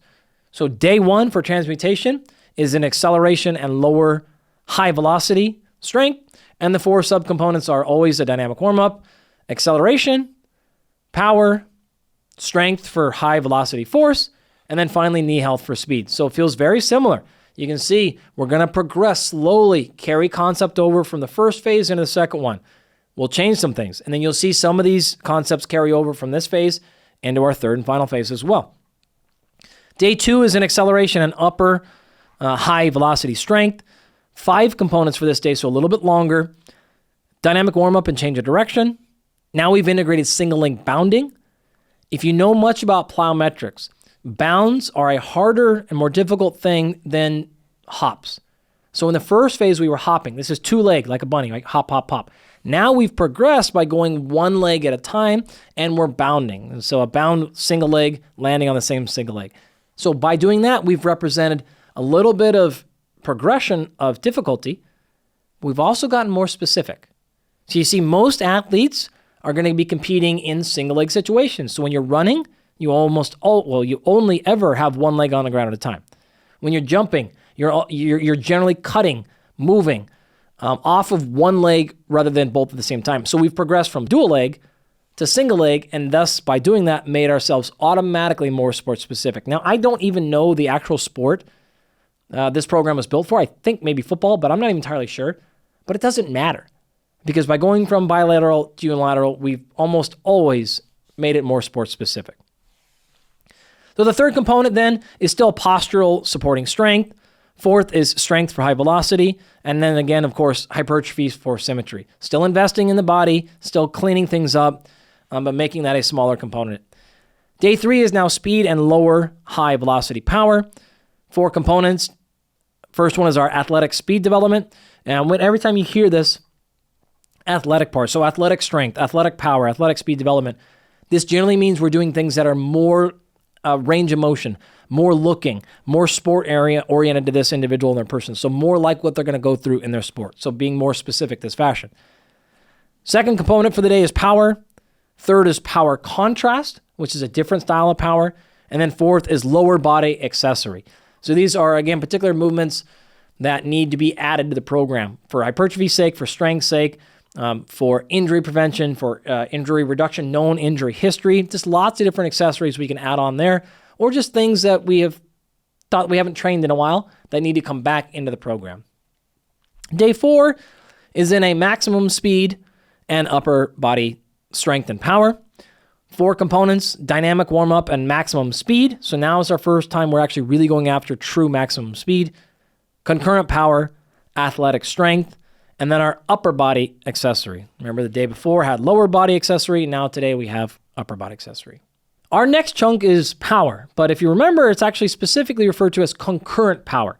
And so Travis uses a little technique that we call waving, and there's some other ways to think about this in terms of contrast, but he's going to do 5 different sets, and he's going to wave the repetitions and the intensity per set, right? So in this particular case, set 1 is 3 repetitions at 80% of your 1 rep max. Set 2 is 2 repetitions at 85%. So 1 less rep, but a little bit heavier. And then back to 3 reps at 80%, and then 2 reps at 85%. And so you can see we went up and load, down and load, up and down, down and load. This helps you develop power over a higher area of that force velocity curve. It allows you to also go heavier, but not get as fatigued, because when you went heavier, you did 1 less rep. And then we finish it with a final set of 1 repetition at 90%. So it allows us to really go high. If you were to go back to how I opened up and I talked about the Prilepin chart, you'll see Travis is also taking advantage of that, making sure he's not doing too many total repetitions across the week at more than 90%, at more than 80%. There are general standards we have there, and so he's really counting every single repetition to make sure we stay within that total range. Now, outside of that, the second exercise here is a banded rotational chop. 5 sets of 5 at 65% difficulty. Again, this is with a band or maybe a cable or row. Hard to do velocity here, hard to do kind of RPE really, outside of just saying, hey, give me like 85% difficulty. By 85, it's still 100% effort and intent that is critical for power development. In fact, I've talked about this before, but there is research showing that intent alone, even when you actually move the same speed, but intending to move faster, will result in more gains in strength and speed than when you actually still move the same speed, but didn't try to move any faster. So really, really important that you're trying to move as hard as possible, but it should be about 65% because we're trying to develop power, so it should be light and fast, but not too light. Too light is speed. We need to have a little bit of a load here, and 65% is a good number for this particular exercise. So that is our concurrent power. Now we're into what Travis calls athletic strength. Got a couple of exercises here. The first is a close grip bench press, as well as a med ball punch and drop step.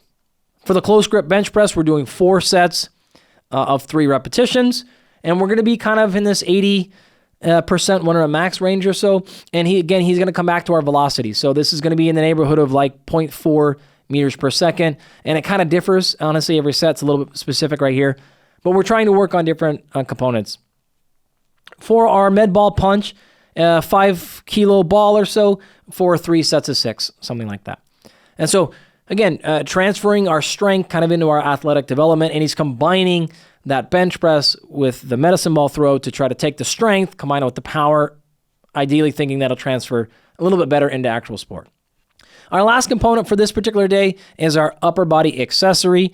In this example, we're going to use an overhead press with a standing barbell. We're going to do 3 sets of 3 for the most part, kind of in that same 80% or so at a specific velocity load, something like 0.4, 0.5 meters per second as a minimum. He's going to combine this with pull-ups, same thing, kind of 3 sets for speed with some load. And then finally, TRX banded pulls for 12 repetitions. So a little bit of stuff going on there. Accessory work to try to develop some specific adaptation, in this case in the upper body, and as well as providing us overall balance. To finish us off now, we'll go into our last big phase of realization. Day 1, big focus is acceleration and lower high velocity strength. 5 components here. We're going to go after acceleration and realization. Then we're going to go into acceleration and potentiation peak. 3rd is power. 4th is strength for high velocity force. And then 5 is knee health for speed.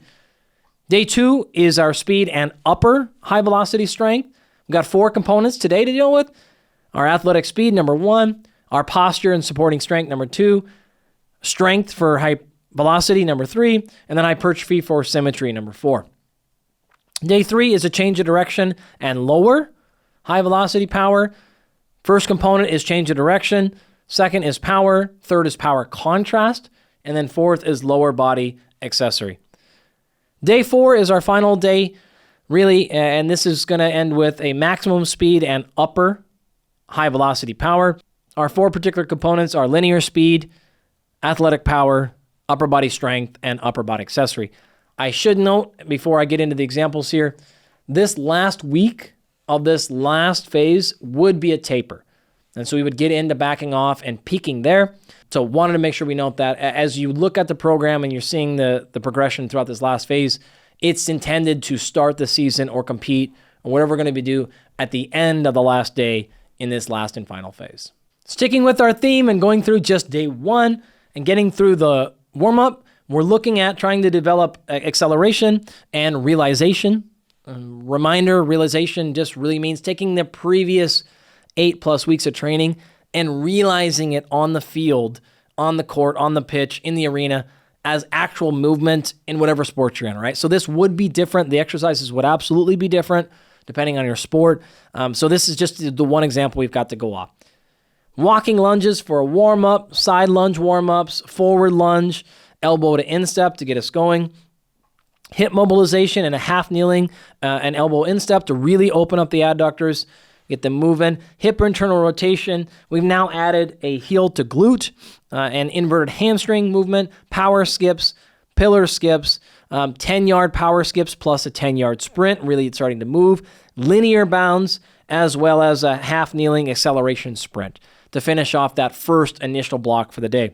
We then go into the next phase, which is acceleration, potentiation, and realization. Here we're looking at a couple of exercises.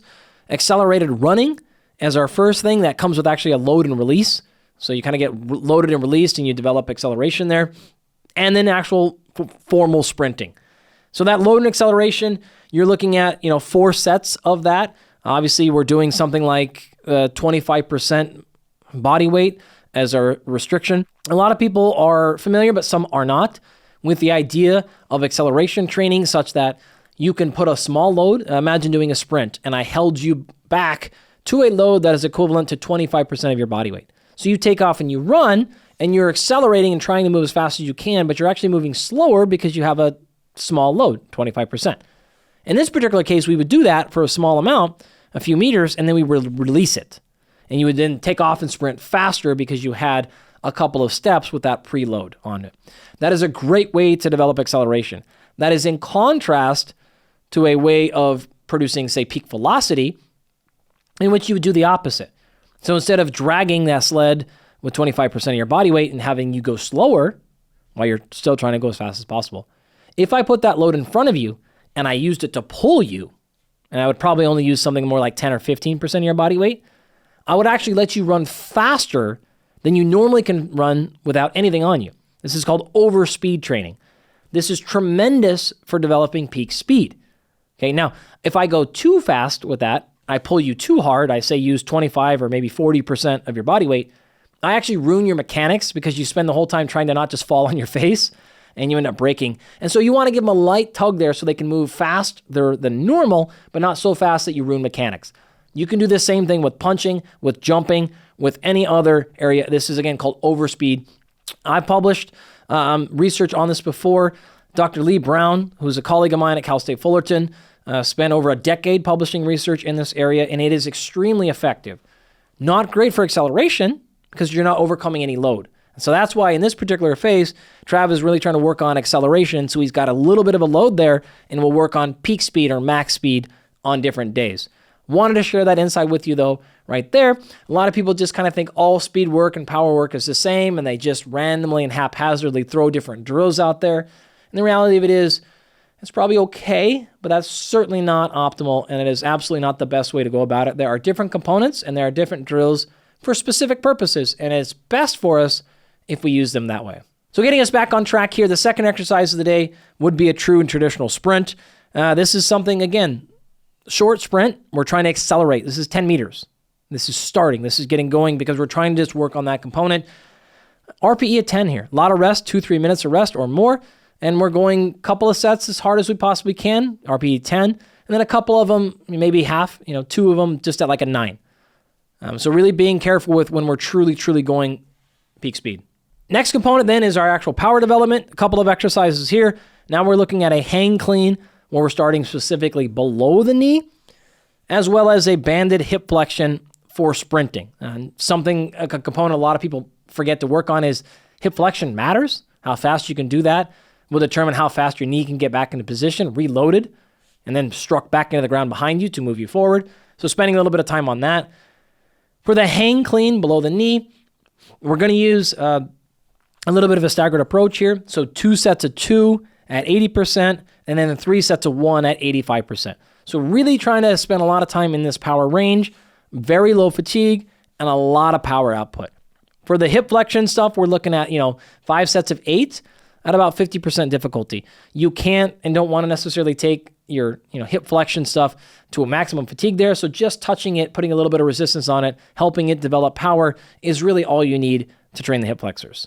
Our second to last area is strength for high velocity force production. What we're going to use here is a high bar back squat as well as a depth jump, a 30-inch one plus a jump repeat. So for our back squat, we're talking 5 sets of 3, kind of at a range of like 78, 80% or so of our 1 rep max. And we're going back to our gym aware using our velocity, something like 0.55 meters per second as our minimum, something in that ballpark. For our depth jump and our rebound, we're doing probably 5 sets of 4 repetitions, and we're trying to jump as high as we really possibly can, and particularly emphasizing that rebound, highest quality possible here. Our final category here is our knee health for speed. A couple of exercises. RDL from a deficit with bands is our very first one, so really getting extensive amount of work in the posterior knee range to keep that nice and healthy. 4 sets of 5 at 85%. Want to be careful of, again, not putting the back or the hamstrings in a lot of fatigue, but really also training them with a minute and a half of rest. Going to finish that also with some single leg squats in a goblet position, so holding a kettlebell or dumbbell in the front. 4 sets of 6 here at also 85% with a minute rest. Now, I know that was a lot to handle if you're just listening or even watching without seeing the program in front of you, but hopefully there was a lot you could glean and gain from that. If you want to follow the program exactly as it is, that's great. If you're thinking that was too advanced for me, too complicated, I don't have access to all those things, or I want to be stronger, but maybe you don't want to be an athlete, feel free to make modifications with this program. The concepts will be true though, right? We need to do all the things I talked about at the beginning, like progressive overload, training multiple planes, work speed and power and acceleration and all these different components if you're trying to get those well-rounded adaptations. So hopefully you took something out of this, no matter what your situation and scenario is.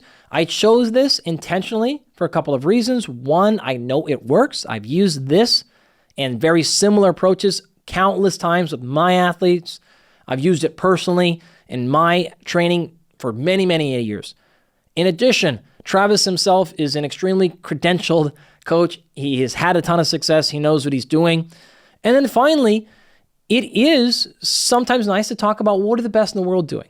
What are these advanced ones? You'll see if this is your first episode or if this is your many episodes into this series, I like to do both aspects. I like to talk about what can the everyday person do and then what are the best in the world doing. And I think that makes us all better by seeing what both ends of those spectrum look like. So if I lost you a little bit in this program, I do apologize, but I think it was actually for your benefit. And maybe I didn't. Maybe you're thirsting for more. That's exactly what you're looking for, and you wanted me to go deeper. In either case, just let us know. I would love to know what all of you want to know more of, but I really do like this approach of going both ends of the spectrum. Want to reiterate a couple of things before we finish. Just because the program is more complicated doesn't make it any more effective per se. On the same token, you may have a lot of experience or even a moderate amount of experience and be thinking to yourself, that actually wasn't that complicated. Once you get into it more, you'll realize it wasn't actually. It is pretty straightforward. When I look at it, I was able to pick it apart pretty quickly. And so as you go on, or if you're listening to this and you are advanced, I hope I didn't insult your intelligence and to make this sound more complicated than it really is, because it was really not that much. It is very smart. It is thought through and it is detailed, which may then be more complicated than you're used to. But this is what it looks like to be a high-level strength and conditioning coach for performance-based athletes. I'm saying that to acknowledge many things here, but one of it is the fact that if you're going out to, say, hire a strength coach, there's a difference, right? So high-quality coaches really think through every aspect. I tried to pull this out in my conversation and discussion of this, but what I mean is how, like, a couple of percentage points per week matter. A couple of seconds matter. The order you do things in, the various components of speed, how we're progressing, something as simple as our first warm-up exercise over 12 weeks. A really high-quality coach is paying attention to every single one of those details. So if you are out there looking and you're paying attention to the coach you've hired or you're interviewing another one for your kid or yourself in your training, they should have this level of quality. And if they don't, it doesn't mean it has to be this complicated. But if it hasn't been this judiciously thought through, maybe consider another candidate for that position. Because your best service, your best progress, and your best benefit will have this kind of care and thought and diligence placed into your programming. If you're still here with us at this point in the program, I thank you. We covered a lot of ground today, and I really wanted to do an episode like this because we've had so many people over the years just say, will you take me through a program? I know it's not perfect for me. I know it hasn't been contextualized. I know. But just give me something to marinate on and so I can see exact examples. So hopefully we accomplished that goal. I know it wasn't specific and applicable to everybody in all your contexts, but I really want to do it for those reasons. Let me give you some starting place. Anyone who's ever written everything or created music, built something from scratch, you all know day one is the hardest. So it's way easier if you have a model to work off of, even if you throw that entire model away, than it is to just sit down on your computer and go, okay, day one, squats. Okay, it's really hard to write a program like that, create a story or music, design a house, if you're literally opening the computer up and you got a blank Word document in front of you. So by using this as a model, hopefully I've made your life a little bit easier. I've inspired you, maybe brought some creativity into your programming, maybe gave you things to think about that you hadn't considered before, and also let you know sometimes if you want to just go very simple and straightforward, do the same exercise a couple times a week, that's fine too. It clearly can work in either case. We walked you through as many of the concepts as I could in training for hypertrophy, as well as training for strength and power. I picked examples, one that was a little more straightforward, one that was a little more complicated. I picked examples of programs that were done, in my view, in my experience, that have been supported by the scientific evidence in well-trained people. Most people are aware, but if you're not, there's a thing in the sports science and training community called the newbie gains, which is a little bit of a joke, but it is actually scientifically true such that people early in their physical training tend to benefit from everything. And so almost regardless of what training program I put you on, people will get stronger, gain endurance, lose fat, get more powerful. And so that's not really telling us, is the program great? It's just simply telling you that person has a low training age or low experience. So when I intentionally picked this program, I did ones that I know work and people that are very well trained to highlight the fact that this, if it still works in these people, it's going to work in all of you. Sometimes you can be confused by programs that look like they work because we took somebody, again, who's untrained or has been many months or years since they've done any training, and so everything looks like it works. These work in a variety of people. These worked in men and women. They've worked in different athletes and sports. And so I really have a lot of confidence and support of these styles of training. One more time to reiterate, they are not the only ways to go about it. Block periodization, as an example, is effective, but there are plenty of other styles of periodization. There's exercise choices, there's philosophies, there's progression approaches. Travis himself uses different ones in different contexts. So lots of options out there. I hope this inspired you to go learn more of them. And for those of you that maybe that's not your passion, you have a couple of examples to work and develop your own training programs out of, or if you really want, you can simply take these ones as given, try them out on yourself, and then see what happens. Hopefully you enjoyed this entire thing. I had a lot of fun and appreciate the time and attention. Thank you for joining for today's episode. Our goal is to share exciting scientific insight that helps you perform at your absolute best. If the show resonates with you and you want to help ensure this information remains free and accessible to anyone in the world, there are a few ways that you can support. First, you can subscribe to the show on YouTube, Spotify, and Apple. And on Apple and Spotify, you can leave up to a 5-star review. Given that we're a new podcast, subscribing and leaving a review really does help us a lot. Second, please check out our sponsors. The show would not exist without them, and they really are exceptional products and services. And then finally, you can share today's episode with a friend who you think would enjoy it. If you have any content questions or suggestions, please put those in the comments section on YouTube. I really do try to read these and see what you have to say. I use my Instagram and Twitter also exclusively for scientific communication. So those are great places to follow along for more learning. My handle is Dr. Andy Galpin on both platforms. Thank you for listening. And never forget, in the famous words of Bill Bowerman, if you have a body, you're an athlete.